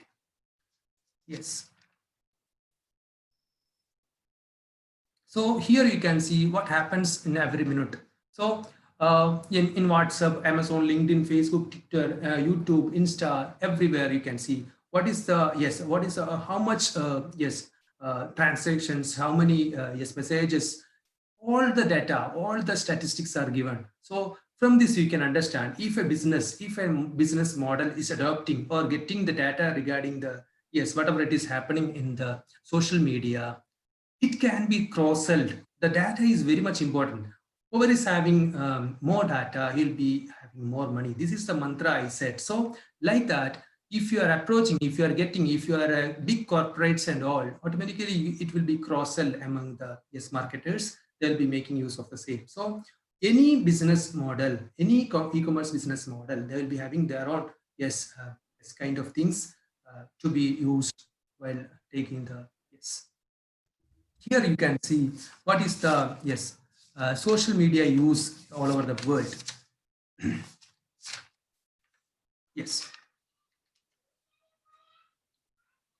Here you can see the total usage history and what is the world most used social platform. So whenever a business is want to take any help or advantage or any medium for their marketing purpose, they have to look into this kind of statistics. They have to consider who are their consumers, who are their customers. Then based on that, there will be age-based statistics also you can find. There will be, it is available. Based on that, they have to decide which platform they have to take for the marketing of their product or getting the information of the same also. So getting the data and who is the responsible, like that, multiple factors to be considered in order to take the take or opt the better platform for the same. So data is important. Which data from which platform we need is also to be considered. So those who are very dominant in the e-commerce platform, they are making use of the same. So here you can see the total active social media users statistics in the particular slide, and what is the growth rate which is shown in the slide also. 10% growth rate is so. Without having proper focus on that part, they cannot sustain in the market. The second component is related to mobility. So previously, Rishikesh are also discussing something about the Redbus and Vedantu and all, how they are capturing our personalized information. So as I said, navigation, not only for the physical navigation, under the mobility, you can see a virtual navigation also happening in that. So wherever you are going, whatever you are searching in online, whatever you are searching through a particular app, it will be captured, it will be recorded. Based on that, they can suggest, they can cross-sell the same based on the whatever data you are given in that particular platform. So mobilizing of all this information, collecting of all the information, social media on another hand, mobility, how they are absorbing those information data is much important. How they are making use of the data for the strategic kind of decision making, product planning, new product development, market expansion, diversification, anything they have to get the data. They have to get the taste and preference of the consumer. It is it is happening through the process of mobility. They are mobilizing the same. So there was some example me and Rishikesh sir was discussing before this session. So this is a real case which has happened in USA. So in that case, what happened, there was a single mother and 14-year-old daughter was there. So usually what she is doing, because of illness, she usually sent her daughter to buy some kind of things from the supermarket by using loyalty card. Okay, this is the situation. So one day she bought some products from the supermarket, and after some time, after some months, that is 7 to 8 months, she got a letter from the supermarket stating that there is a tremendous offer. There is a big offer for the baby products. If you want to buy that, you will be giving this much offer for the same. Like that, some message they got. She got this letter multiple times stating the same. There is some, there is some quote at the end of each letter that is, congratulations that you have conceived. This is the statement which was there in each and every letter. So she was very upset and shocked by seeing this, and she decided to go for a legal procedure. So she approached one of the lawyer and said, this is the things which has happened for her. There is no chance for this kind of things. That is not the matter here. Here, this is a matter how the supermarket came to know about the sale. Can you put in the chat what can be the reason behind that? How the supermarket came to know that, or what can be the reason behind that?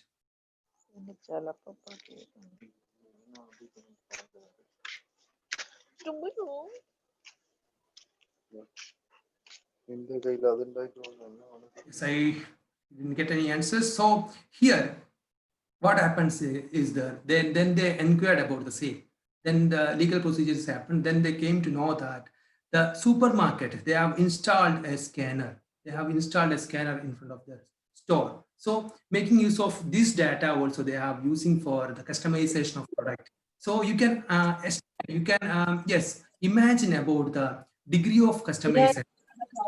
Customization to its peak. This is, we cannot accept as a point of view, as I said, in the point of view of a consumer, we cannot accept this is not ethically right or wrong. This is not the right question here. Here, that extent they have using customizing the product by mobilizing the personal information of that particular consumer. this is the best example I can give for the same. So yes, by this we can move to the next pillar, that is analytics. For V's in analytics, we can see big volume, velocity, variety, and veracity is there. And I'll be discussing how and what will be happening under each and every components which is shown in this particular PPT. So analytics is one of the major component. As I said, research and development, it's important, and it's investment, whatever amount they are spending as part of their total investment, it is very huge. And whatever, without a research and development, without having a proper research of big data or whatever data they are collecting through social media and mobility and all, it should be, yes, analyzed in a systematic manner to take a proper decision. So big volume is the first case. We have to understand, you cannot imagine what is the size of that particular video. You can also see whenever we are sending an email and all, even a 2 minutes, yes, video will be causing this 25 MB. And also here, the intensity of data is very much high. Terabytes to exabytes of data are there. So from A to Z of a consumer, that too, not only for one consumer, it is for not only for one region, it is for entire country, maybe the entire world. If you're taking the examples of Amazon and all, you can see it is for the entire world. They have an entire world data. They have saved all this data, not only the content or preference, watch history, search history, buy history, bought history, and apart from that, now they have come up with audio also, right? So all these are shared. Then second one, velocity. So as Rishikesh sir was mentioned about that particular example of getting the notification in front of that particular bookstore. So you can think about that, how fastly they are connecting all the information which is stored in the cloud to the particular customer, and according to his or her requirement, he is getting a message from the marketer. So they are connecting with the cloud to the marketer to the consumer. So three components, three people are there. So within the three people, how fast they are connected. So within the fraction of the second, they got the message. That shows, that sees in the analytic part. Then we can see about the variety. So as I said, there is no structured kind of things. There may be structured data, there may be unstructured data, there may be text or multimedia, whatever it is. All the things are collected. All the things are stored, all the things are monitored by the e-commerce websites. So whatever we are doing, whatever information we are giving, whatever data is there, everything is recorded. So they have a variety of data. Variety of data can be used for purpose of absorbing the customization or doing the customization and personalization for that particular organization. So analytics, I said, this is very much important as a part of e-commerce. Any organization who is there in the e-commerce platform, who is using too much data and too much analytic, I am not telling about too much analysis will be helpful. So whatever it is required according to the requirement, if they are doing, they can make maximum advantage over the competitors. Then veracity is there. There may be some kind of incomplete data, uncompleted data, and all. So inconsistency will be there, ambiguity is there. So everything will be recorded. So you can see, find some examples of Jeffy and all. So even the content analysis, whatever you are giving as a simple phrase all, it will be recorded. It will be having analysis. There will be a repeated kind of words that can be projected with use of some other platforms. So the third and last component of SMAC is cloud-based. I don't want to spend much time on this. There will be some paid cloud services and unpaid cloud services, depending on the organization, depending on the organizational capacity, their expands operations, financial resources, and scale of operation, diversification, and the requirement. They have to make use of the cloud service. So these are the four components I discussed with some examples so that you can understand how you can take any example from the market, how well they are used, these four components or pillars of this e-commerce in their business model. So here you can see, I have put some examples how they are used this SMAC model in their business and how it is useful for that. Same. So data for customer acquisition and retention. So 2015, Coca-Cola conducted a survey or a data strategy to manage how they have, what they have to do because in the particular situation. So at last they came with that they have to focus on creating advertising content that speaks differently to different audiences. So if they are doing a standardized advertisement, it will not be giving the output. That is the finding of that particular analytics or the particular implementation of that SMAC. They have identified that they have to create different advertisement in order to focus different kind of people or different segment of people. This is the application, or this is the thing they did by the Coca-Cola company. So Netflix, I already explained too much about how they have used SMAC in their practice. So targeted advertisement. So if it is based on search and watch data. So I already said something about the search history and those part. So based on that, Netflix is giving targeted advertisement. Through other marketers, they are approaching using the particular Netflix data, and they are giving the that particular things advertisement through the Netflix. Then we can discuss something about how they have used data for risk management by United Overseas Bank, that is a Singapore-based bank. So how they have used a particular platform that is SMAC, the business model in their business. So they were spending too much time for the risk analysis and all. Later, once they adopted those things with the proper data support and all, they have enhanced the speed of decision taking in that particular bank. So like that, Amazon Fresh also they did. They have used same for the data innovation and product development. Then we can come to the Pepsi, how they have managed SMAC, how they have managed their supply chain management problems by using SMAC. So here also you can see they were facing some issues like inventory and how to manage the inventory and all.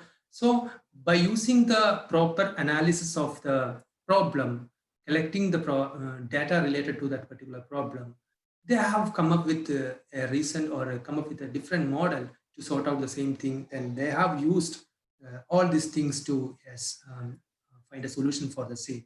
So here you can see this is a recent data which is available to us. So data never sleeps. Even we are sleeping for 7 to 8 hours in a week, but data never sleeps. As Rishikesh sir was telling about the 24/7 of working of online platform. Okay, like that data will be there every time. Data will be, it is like a revolving kind of things. It will be there every time. So there is a high potential, there is an immense potential for any organization to make use of the data and make use of the data for the strategy kind of thing and decision making, and in order to sustain in this particular world. So as per the report, whatever it is mentioned there, you can see there is an immense potential in the year 2030 and all. There will be no need of any human intervention to say. So here, this is a latest news which is came to newspaper. You can see Alibaba and how Airtel is offering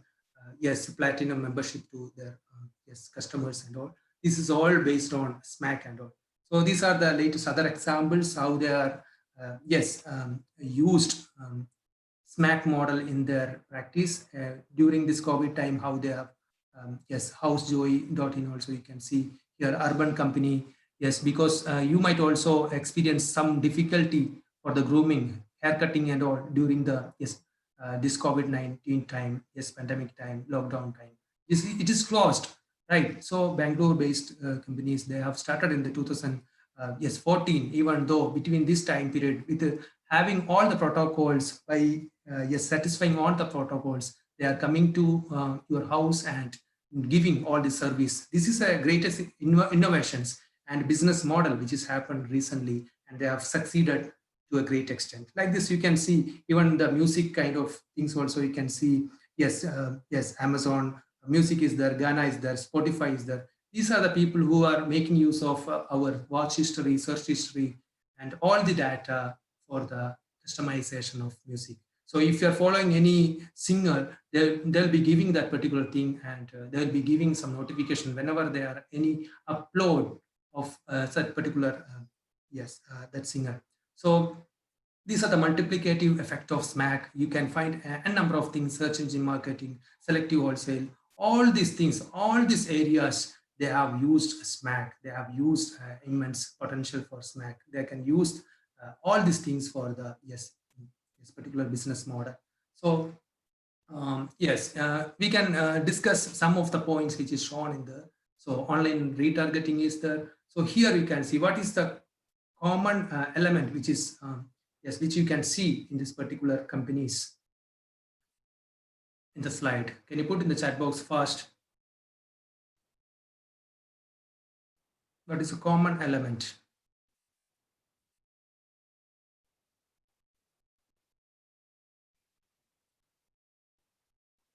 Yes, these are all related to, yes, Arun Alex, thank you. So these are the all, yes, companies which is related to job related, right? So we have to think about what is the return for them, why they are doing free of cost, that you might be having, you might be come across these doubts whenever you are entering something. Because of our situation, because of our, lack of jobs and all, we will be giving as much data, whatever they are asking in the particular, job portal.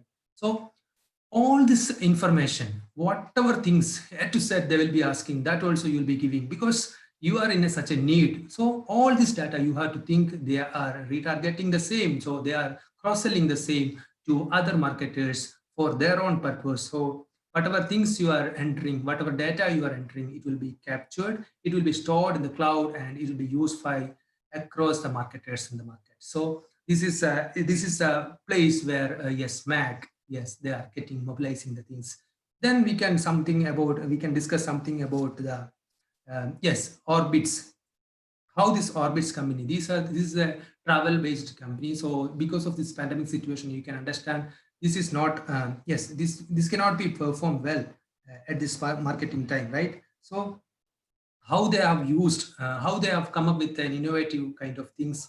They come up with a new quiz, which is stating that, is it your travel partner to perfect match? So this is a quiz which is able to find your travel partner and all. So they are taking some emotional kind of things and they are tempting the consumers to people to give their details to find the travel partner. So through this they will be collecting a lot of information. Okay, whatever information they are collecting, they can make use of the same. Once the problems are over, once everything is sorted out, they can make use of the data. And once the pandemic is over, they can use the data, and they can take the data for their different kind of marketing purpose. Then you might be experienced by using the Face app, and even in the Facebook you can see there will be kind of games where you can find your girlfriend, boyfriend, or when is your marriage. Like that, there are a lot of games which you can see in the Facebook also. So wherever you are putting the informations, whenever you are participating in this kind of meets or in this kind of games and all, everything is captured, everything is recorded. Whatever information you are giving, it is recorded. It shows your interest, right? It shows your interest. So emotions can be used. Emotion can be manipulated. So next we are going to discuss something about the video market, and there is a better example or model. Referral marketing is there.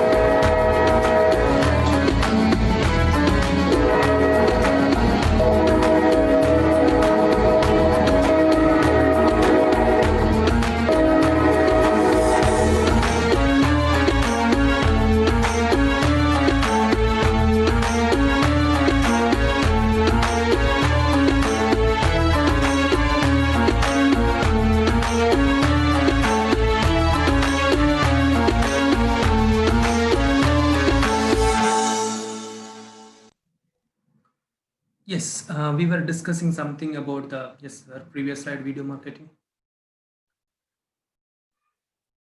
Yes, we were discussing something about the kinds of marketing and e-commerce models which we were discussing in the previous slides, and all components. Under that one was video marketing. So here you can see Anjapar is one of the one of the organizations which is started. It's a Chennai-based company. Okay, so it is a restaurant. So 1964 only it is started. But here you can see how they have made this video in an innovative kind of serving the food, and how they have used social media and other platform in order to expand or boost their demand of their particular restaurant. So once they have come up with this video, there are a lot of exposure, and there are a lot of growth in the demand side of that particular company. So this is a best example you can find under the video marketing. So what they have done is they have making use of the smack that only we were discussing, right? The social media, how much they are using. So they have used one component extensively, that is social media. They have used for the same purpose of marketing of their product. So that they are succeeded. If they are planning, if they are doing the same thing as they did at the time of 1964, they cannot sustain, they cannot retain the market. They will be out from the market, right? So with the competitors, now they have got little attention, as well as the that in that way they have stand alone in the market. Yes. Next, we are going to discuss something about the referral marketing. So most of you might have this experience of whenever Google is come up with Google Pay, and or whenever you are referring somebody from your contact to some other people who are there in your contract, like that, it is going like a chain. So whoever is to whom you are referring, automatically you will be getting some benefit, reward will be there.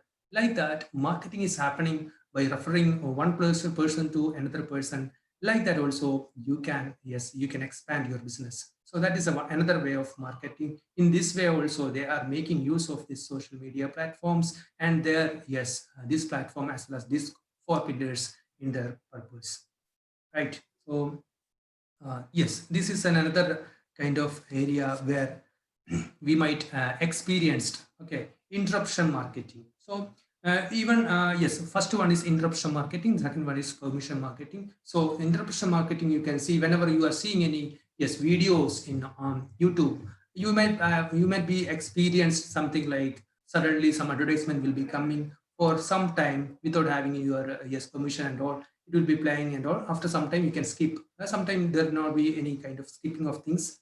It will be coming. Okay, right? So like that kind of marketing is happening. So this is a marketing kind of technique where you cannot expect there will be a customization of same and all. So if it is a customized kind of marketing of product or any kind of service and all, it will be coming under the head called permission market, that I'll be discussing in the next slide. That is, under the permission market, you can see there will be an option to accept that request from the marketer. If we allow the request, then only the advertisement will be played. So in this example, comparing to interruption marketing and all, you can see under the permission marketing, whatever advertisement is coming to you, it is highly customized.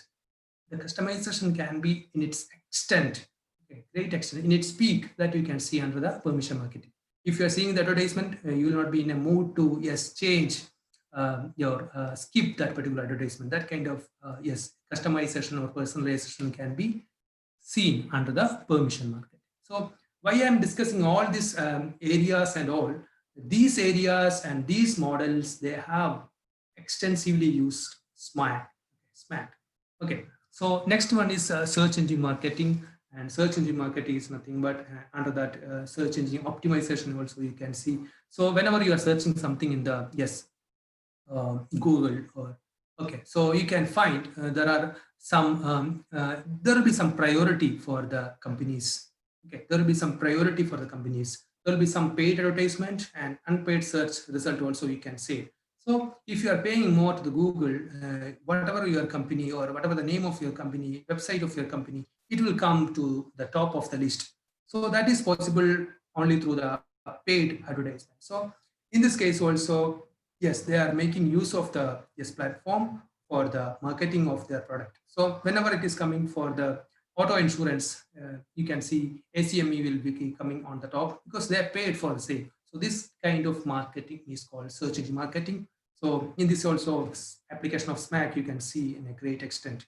So next one is affiliate marketing. So under the affiliate marketing, you can see under the, this particular, Freaka Mall, in the particular website, Reebok takes a larger position. Reeboks you can see in the right side. So Reeboks takes a larger position of the advertisement. And if the user buys Reebok through Freaka Mall, they will be getting some extra, benefit out of that.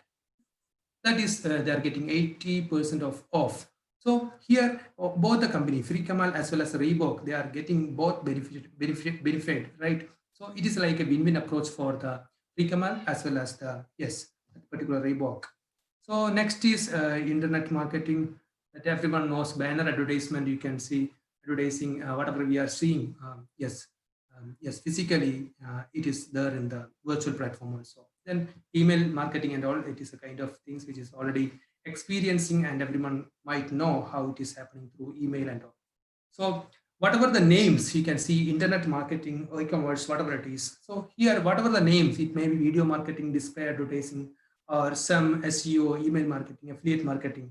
You don't need to think about the different names or mode in which they are making use of the SMAC, but everything is based on the concept called SMAC. So how well they are using the concept called SMAC or the components of SMAC, that determines the successful and failure of any organization at any time. That can be, if they want, some things I was discussing about the lasting and living, something like that. So if you want to last for long in the present day kind of market and environment, you have to change, you have to adopt the changes, you have to do the homework to make successful person or in the organization in the market. So what to SMAC and why? This is the overall picture. This is the nutshell of all the presentation what I did. So if you are discussing one by one, it will be taking at least half an hour to discuss all, but you can see how and what is SMAC and how it is helpful for the product, process and business model, and what will be the impact and what will be the result of the same also you can see by cross-checking the rows and columns headings. So here you can see, if they are adopting SMAC in the business, what will be happening for the product in the area of product category. You can see there will be a top line growth, improve customer experience, self-service, and cross-channel will be there, social knowledge sharing will be there.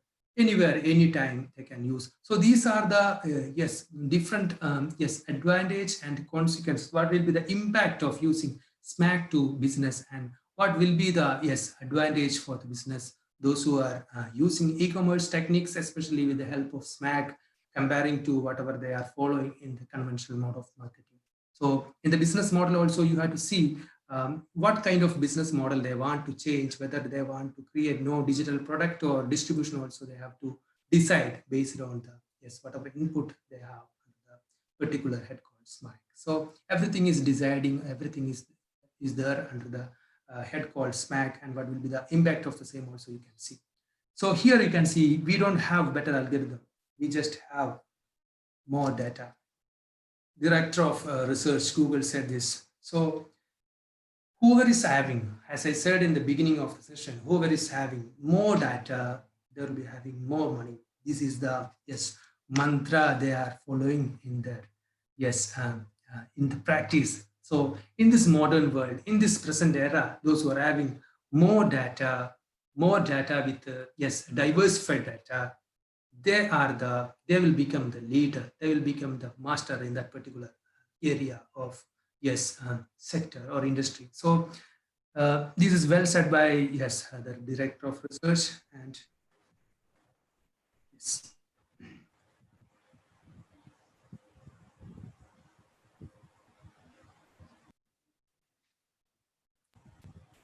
we can move.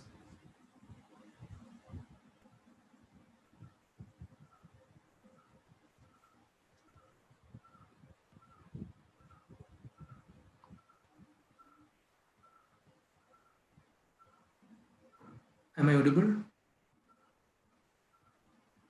Yes, sir. Yes, sir. Rishi sir, can you move the All slide? right, all right. Sir, it's audible. So Yes, sir. what we Yes, were, sir. should I be beginning now? Yes, sir. Yes, sir. All right. So thank you, Sushin sir. It was a very elaborate presentation. So what we were trying to present in the past probably about 1.5 hours is how much business has changed and what are the different possibilities of changing through the social media analytics and cloud with the recent and relevant examples, whichever we have come across. And as we always say, that one size doesn't fit all. We can't suggest one model which can be applicable, which can bring in business for all the organizations. So every organization needs to think about, introspect about what suits, which model suits them the better. But mostly every SMAC model has aimed at enhancing customer experience. If you take, let's say, the personalized messages which you're getting, all of that is aiming at increasing or enhancing customer experience, through which you create customer loyalty. When you create customer loyalty, you can easily expand and increase your business. So that's exactly what most of the organizations and the examples which you have quoted are aiming at.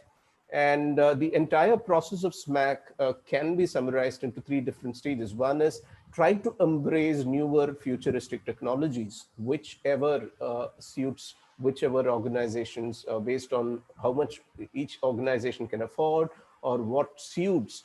We need to embrace newer technology. Second, we need to unchain the old. Whatever was working earlier may not necessarily work in the future. So the redundant business models, costly ones, needs to be replaced with newer possibilities using the digital platforms. And the third is focus on generating data and also capitalizing on the data that you kind of mobilize through these digital platforms. I think that's in nutshell what the entire presentation was all about.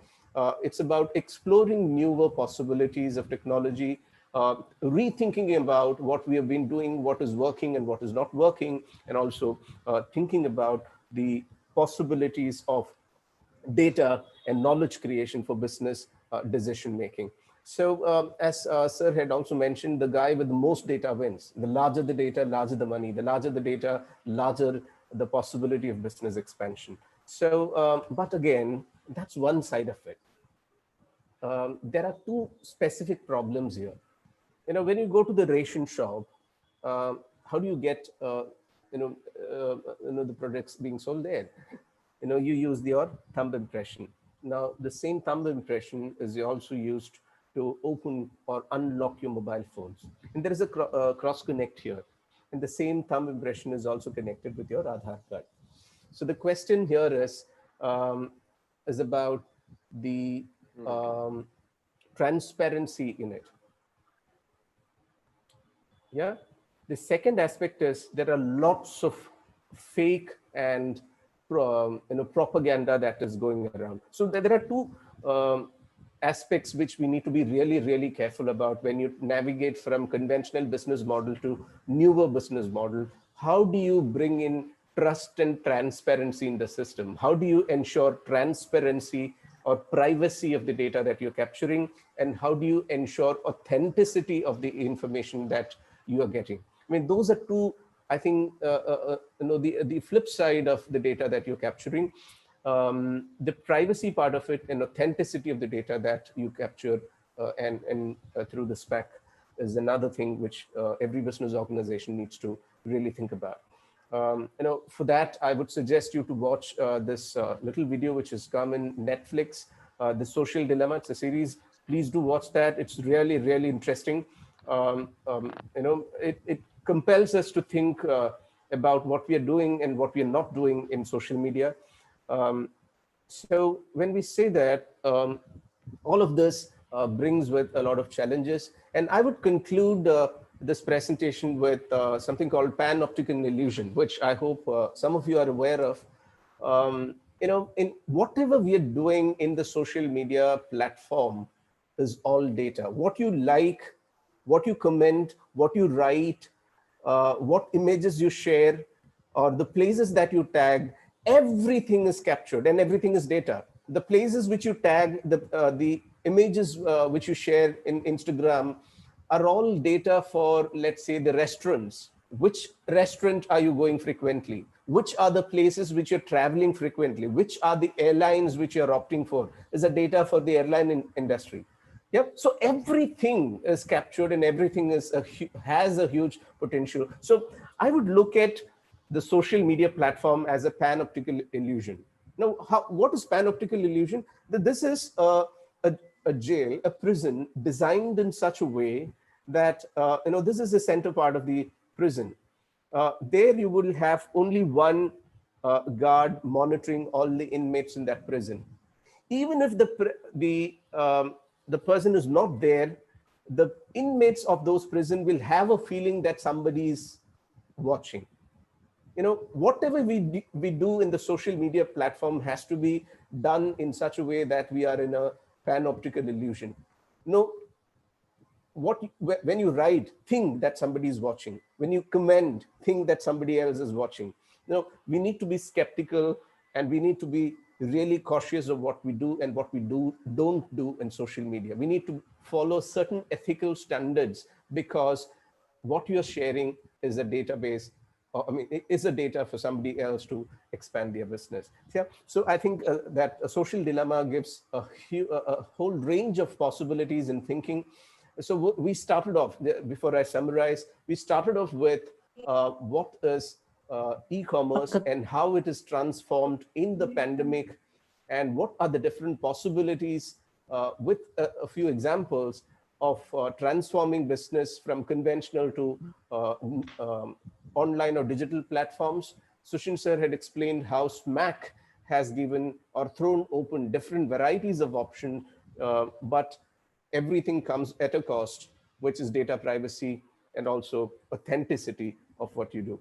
So, we leave it open for you to think about this, because we know that this is not a very comprehensive presentation. It doesn't have a concrete ending, but I think that's where I had a professor by the name Unikrishnan sir. He's from IIM Kozhikode. He used to say every class should have some sort of a cognitive dissonance. What is cognitive dissonance? Some sort of a dissatisfaction, because that is what compels people to think more, think beyond what is being discussed in a classroom. So we leave it that abrupt and take a few questions if you have any. And we are open for probably another 10 to 15 minutes if there are any questions that needs to be addressed.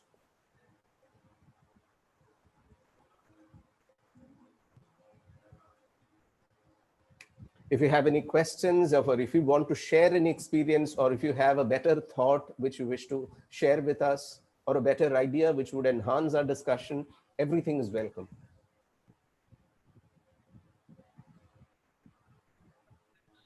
I think Sushin sir, both of us can come with our video switched on.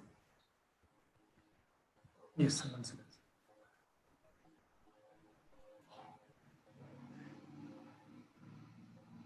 that was all for today's session.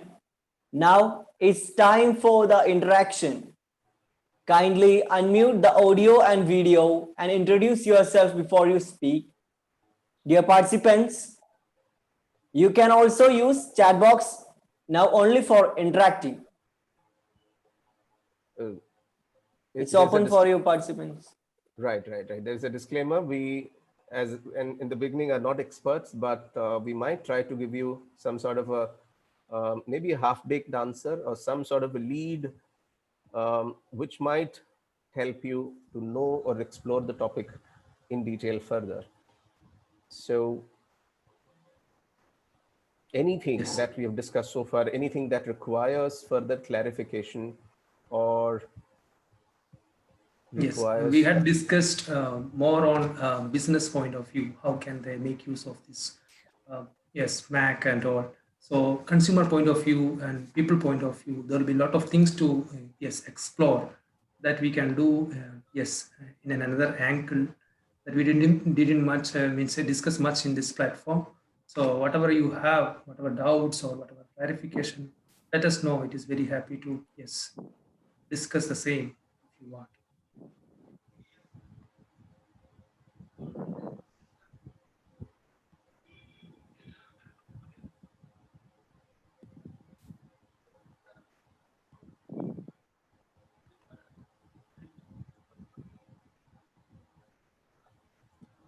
If there aren't any questions, we could wind up because it's been almost 2 hours that we've been kind of engaging with the audience. We could leave our contact details and any other ways in which we could stay connected, either through email or a phone call. We could kind of enhance the discussion. On that note, once again, I thank and really appreciate the confidence and the trust that the institution, the management, the faculties of the St. Joseph's College have reposed in both of us. And I just have to say thank you, nothing much. Let's keep stay connected and let's hope to learn from each other more. Yes, sir. Any participants? Any question? If you have any question, come forward and ask. Good evening, sir. Yes, good evening. Am I audible? You are. Go ahead. Sir, I'm Arun Alex from Christ University, Bangalore, and I'm an ex-Josephite too. Okay, yeah, I remember. Tell me. So for me, it's a proud moment to be here in this webinar today because I can see my dearest teachers from both the sides. I mean, from Christ University and St. Joseph's. And my question is, in ubiquitous commerce, I mean, e-commerce, silent commerce, mobile commerce, television commerce, and all other means of ubiquitous commerce, they face different kinds of security and trust issues. And what happens in all the platforms and even in banks is that they try to solve their problems quantitatively. I mean, they try to compensate their customers for their losses, and many of them never tries to reach out to the core problems. I mean, they are not trying to solve the problems, what is behind everything. And it might be because they might be thinking about their goodwill or some other factors that which may affect their organization's culture or something. And my question is, so what's your point of view about this statement, which I have made now, and how can we face these kind of problems as customers? Alex, can you just elaborate the point, the core problems? What do you mean by the term core problems? Core problems in the sense is I am doing a research on ubiquitous commerce and this kind of trust issues. All right. Okay. So see, any organization for that matter, I think there are two things. One is trust and the second one is transparency. If there is no transparency in the system that governs an organization, I think, I mean, you lose trust.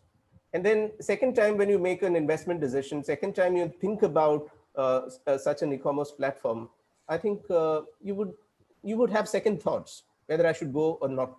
So every organization as of now will have to build trust and transparency in the system. That's how business can be expanded. That's one part of it. But globally, there is no standard ethics or standard governing body to monitor whether the data is captured or not captured, whether it is ethical or unethical. It is unethical. The classic case where Sushin sir was telling, someone's personal data is also captured without their knowledge or consent. That a person is pregnant, that person gets to know from the supermarket. I mean, what ethical business is it? But next time when you go to that supermarket, you will rethink whether I should go there or not. So I think no matter which cross section of business one is into, there are two aspects. One, you need to build trust. How you do it, I mean, we'll leave it to the organization. And the second one is transparency. If these two things aren't there, it's really difficult to build a team. It's really difficult to build an organization. Yes. Apart from that, I would like to add something on that. As Sir said, in the e-commerce, in the online platform, there is an inherent risk which is involved for all kind of information, whatever we are sharing, yes, in online. So as Sir said, if there is any problem, there is some statistics which is telling like the cost which is yes consumed for creation of one new customer 5 times more than retaining the existing customer. Okay, so yes, the trust which is created because of the continuous experience with that particular service or product. So in the organizational point of view, there will be always key on this part, dissatisfaction and safety and security for the consumers or the users under that particular head. So yes, there is a lot of limitation also from the point of view of organization, but consumers part to a great extent, some social medias and all, we cannot manage our information which can be used and all. Yes. The trust is more like this, crumpled paper. Once you crumple it, you can't make it straight. It's really tough to make it straight. And trust is also almost like that. Once you lose trust, just think about the relationships. Once you lose trust in a person, you'll have a second thought next time, when you speak to somebody. There is a question in the chat box. Let me read it. Yes, ma'am, please. A question from Prinish CM. Yes. How the personal data is secured from misuse by e-commerce companies who collect the data with or without permission? Okay, so there is an option to switch off your search history. How many of us do that? We don't do that. Now, before you log into any website, there is a kind of disclaimer which any website you're logging in, there would be a set of instructions, and they would ask at the end, do you abide by these?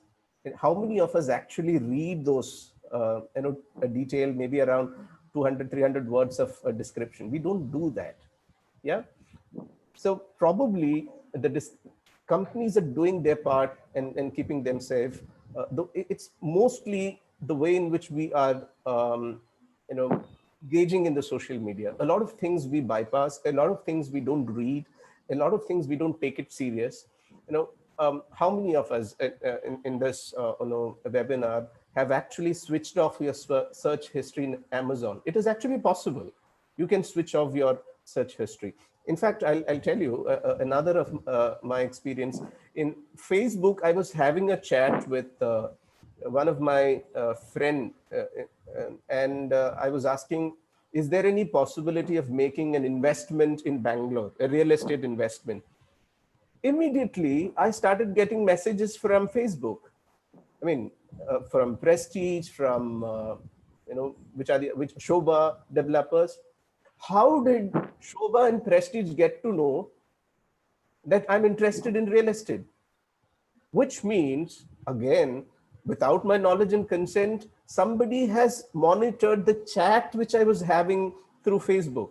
So the point is, it is about, see, any social media platform or any business is not with an intent, not primarily with an intent to serve you. They have an intention of making profit, and they will try anything and everything to make profit.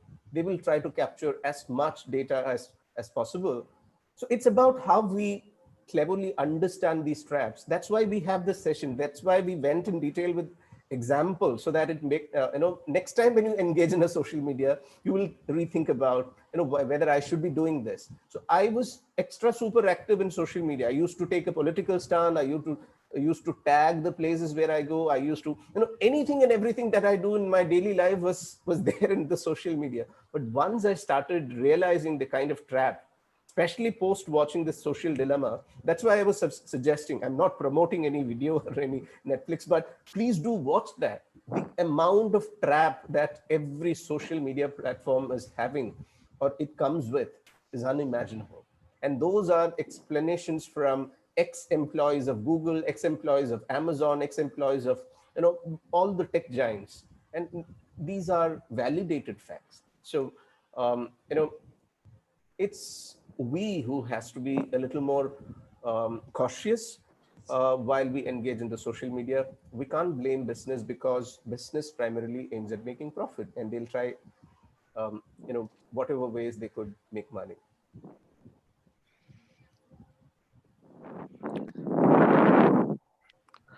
Hello, Professor Rishikesh and Dr. Sushin.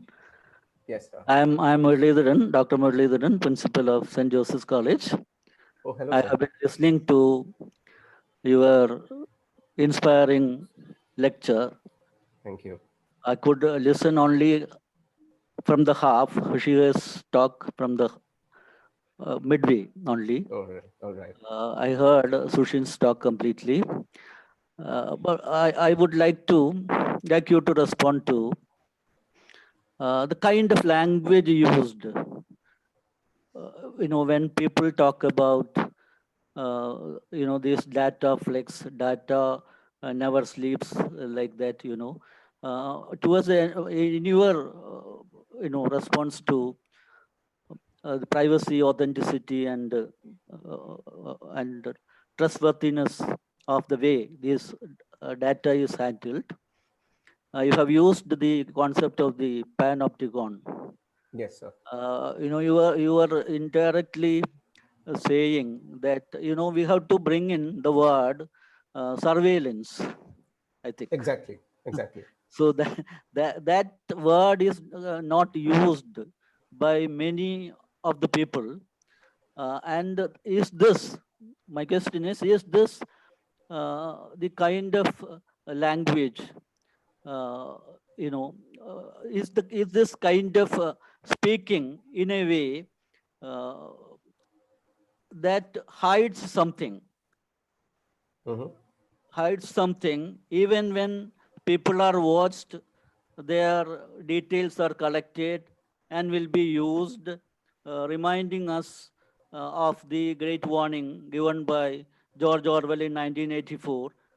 When technology grows, we will be completely rolled over by these corporal giants, going beyond national governments. National governments getting powerless. Exactly. It's true, sir. I think I completely agree with what Muralidharan sir has said. It's a fact that we are under surveillance, knowingly or unknowingly. It's not just the government, it is also the corporate, mostly. And let me quote, since sir has brought in this concept of surveillance. There's this country, which again, I don't want to mention the name because a name of the country, but I think it's a giveaway.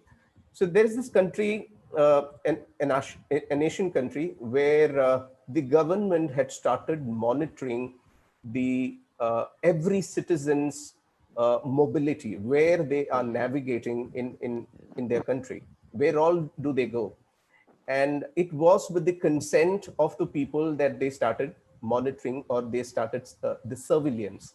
Now, what they're doing essentially is they are tracking the the route map of people who are spreading the coronavirus. That's the intention. Yes. That's the intention, which is which is said outside. But do you think post-pandemic they will stop monitoring? They won't. That's a trap, and that's exactly what I was trying to say.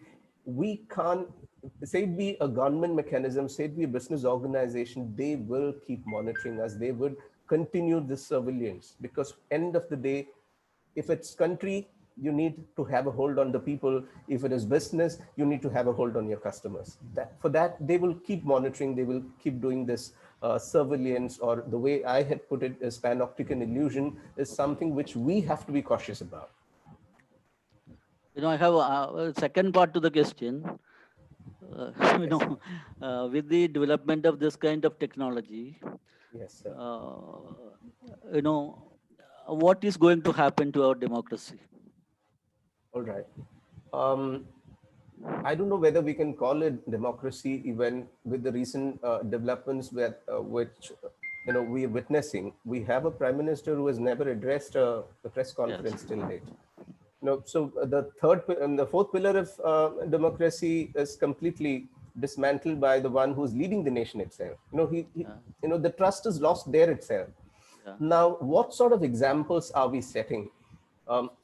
Just a day or two before, the kind of bills which got passed in the parliament is also another example of, is it a democracy or is it a functional autocracy? Is a question raised by Mahua Moitra, the firebrand MP from West Bengal.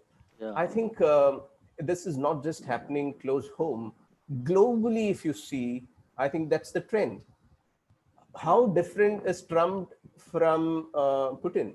How different is Putin from the one who's there in North Korea? How different is he from close home?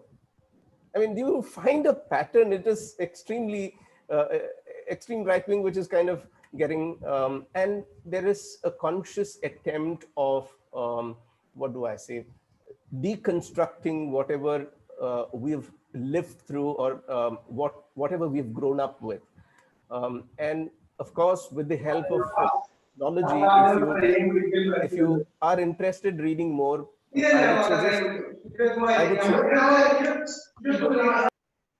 I would suggest you to read about this Cambridge Analytica, how Cambridge Analytica has helped somebody like Donald Trump to win in US election is another case of how technology can be utilized to even massacre the concept of or the idea of democracy. So I think technology, it's like a knife. You can use it for surgery. You can also use it to kill a person. So it's the way in which you use it. Technology has its pros and also the cons, but it's about how you apply it, how you utilize the possibilities. And Thank you. I don't know whether I've answered all the questions which are raised, but these are some of my quick thoughts which I had, in this part of a moment. So if that's the last question, I think we could wind up. It's almost 2 hours that we've been spending, 2.5 hours we've been spending together. Once again, I thank you all. Okay, sir. Thank you, sir, for the session. Now, let me invite Reverend Father Joy Painadat for the concluding remarks. Hello, good evening to everyone. Dr. K.C. Muralidharan, the principal of the college,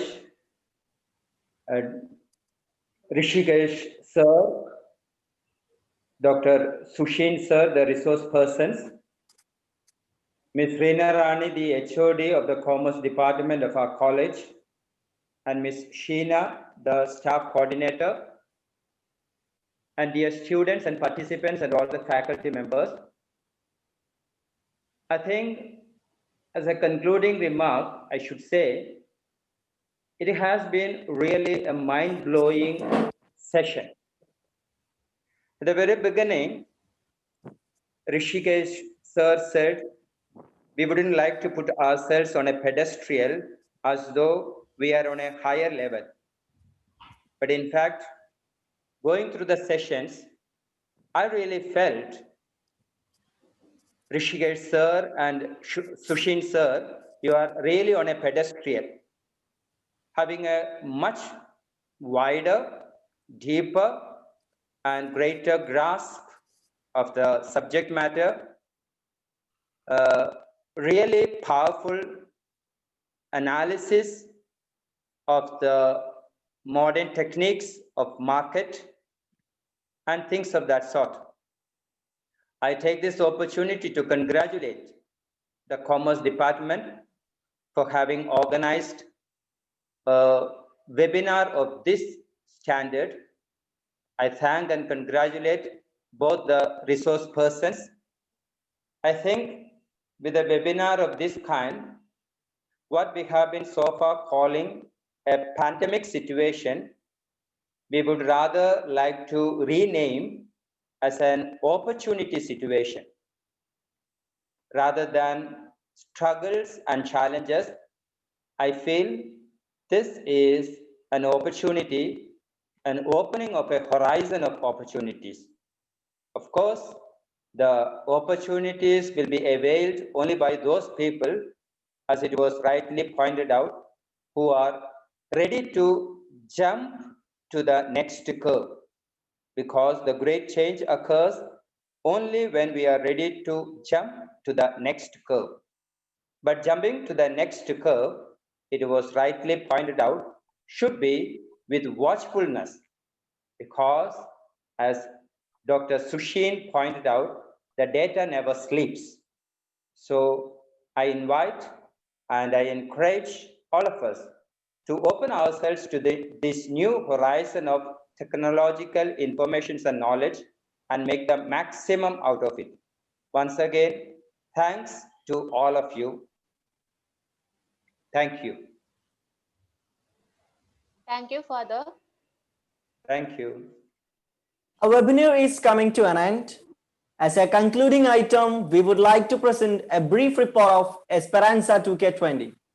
So I call upon Hida Jasmine for the report presentation.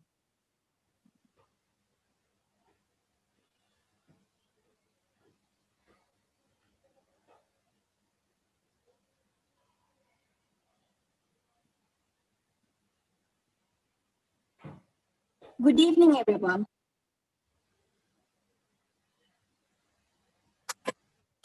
The first session of Esperanza 2K20 was held on 21st September, which started at 4 p.m. sharp and continued till 30 p.m. The MCs for the day was Pooja and Shinsen. We had a maximum participation of 277 members. The inaugural session commenced at 4 p.m. and continued till 4:44 p.m. It started with a warm welcome speech by Miss Reena Rani, HOD of Commerce Department, followed by the presidential address by Dr. K.C. Muralidharan, the principal of St. Joseph College, Pilatara. The program was inaugurated by His Excellency Bishop Most Reverend Dr. Alex Vadakuntala, Diocese of Kannur, and facilitated by Reverend Father Johnson Smith, the Vice Principal. The Reverend Father Ashley Kalkar, Student Coordinator, delivered the vote of thanks.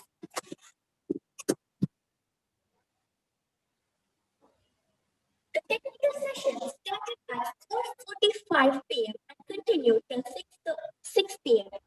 The session was handled by Mr. Mohammed Salim, Assistant Professor, Postgraduate, Department of Commerce, Sir College, Talparamba.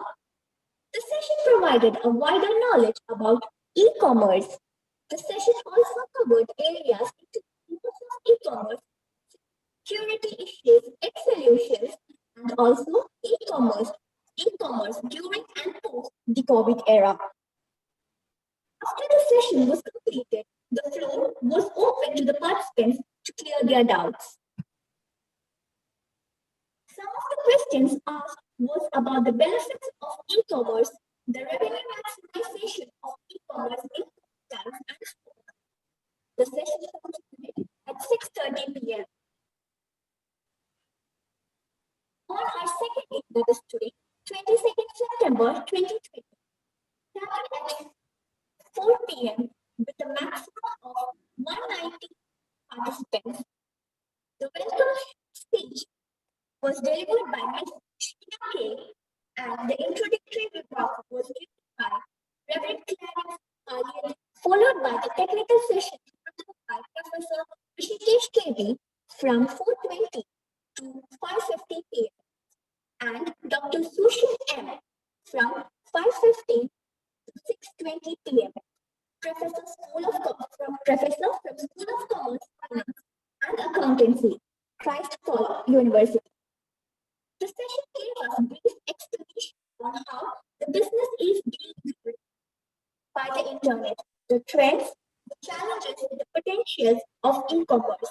Once again, the platform was open to the participants for their doubts. Questions were raised about the issues and the data collected via internet. The session was concluded by Reverend Father Joy Penadat, manager at St. Joseph College, Esperanza. And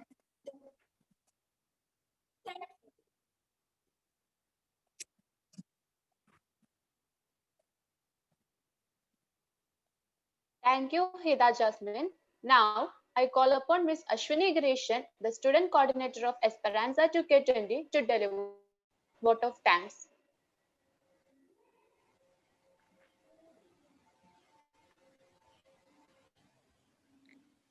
Good evening, Reverend Monsignor Father Clarence Palliath, Reverend Father Dr. Joey Painadath, our Principal Dr. K.C. Muralidharan Sir, Vice Principal Father Johnson Simeti, our most distinguished guest resource person for today, Professor Rishikesh KB and Dr. Sushin M, Head of the Department of Commerce, Ms. Reena Rani, Teacher Coordinator, Ms. Sheena K, Student Coordinator, Father Ashlyn Kalatil, other faculties of Department of Commerce, faculties of other Department of St. Joseph College, and from other colleges, dear students, and all other participants of webinar.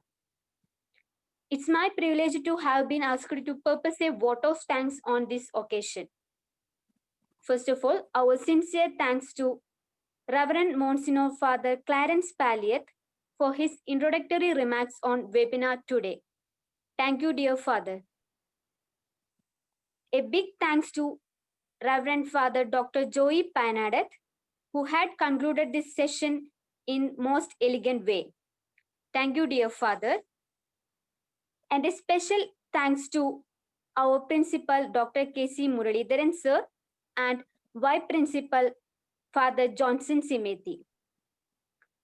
On behalf of St. Joseph College and the entire team of Department of Commerce, and my own behalf, extend a very hearty thanks to our most distinguished speakers, Professor Rishikesh KB and Dr. Sushin M, who handled the section today and made the term SMAC familiar to all of us. Sir, I think it was an enriching learning experience to us. Thank you, sir, once again. And a big thanks to Ms. Reena Rani, Head of the Department of Commerce, Ms. Sheena K, Head of the Cooperation Wing of Department of Commerce and Teacher Coordinator of Esperanza 2K20, and Father Ashlyn Kalatil, Student Coordinator of Esperanza 2K20. And I also thanks to MC of the webinar for their great efforts to managing this session very smoothly. Thank you, dears. And a special thanks to faculties of Department of Commerce and students of various committee who coordinate the webinar most efficient way. Last but not least, I would like to wholehearted thanks to all the participants who participated in the webinar and made it success. Thank you one and all. Thank you. Thank you. Lastly, I thank you all for your valuable participation in Esperanza 2K20. And I call upon Ms. Reena Rani, HOD of the Department of Commerce, for winding up the session. Good morning, everybody. Sorry, good evening, everybody. This is Reena Rani, HOD of PG Department of Commerce. As we are nearing to the end of Esperanza 2K20, I'm taking this opportunity to thank each and everyone who is associated with the event.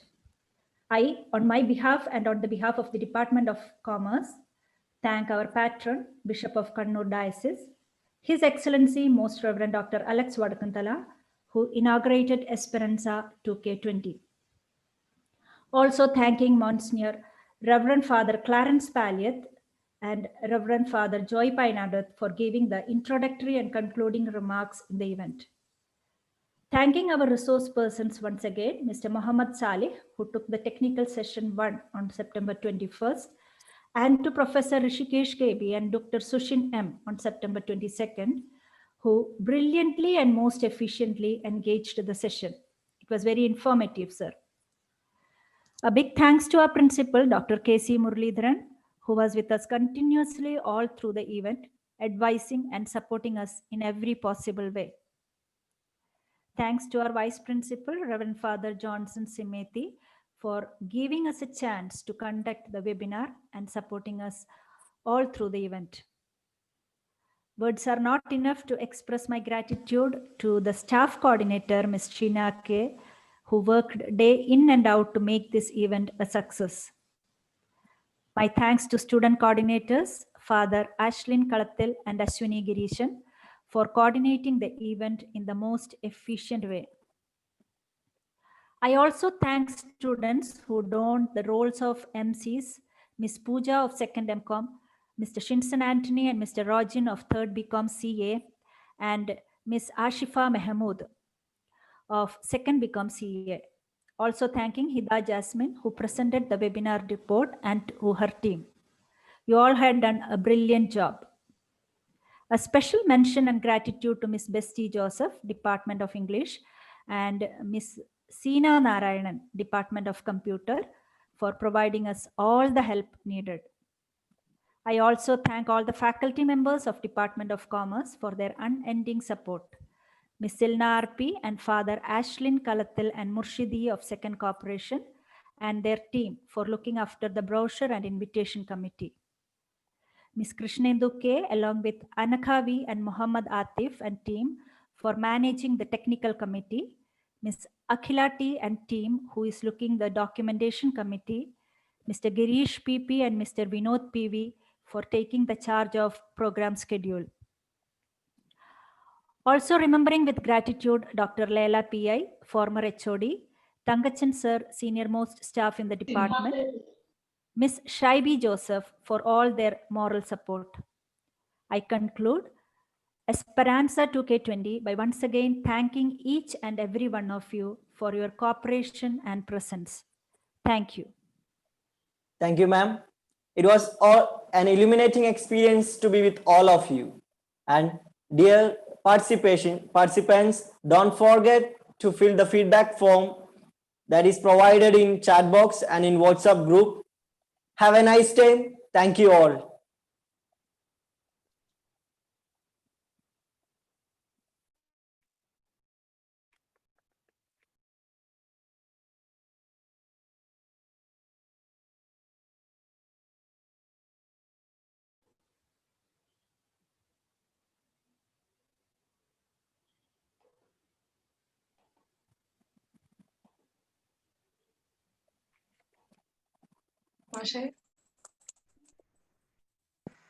Live YouTube live it is on.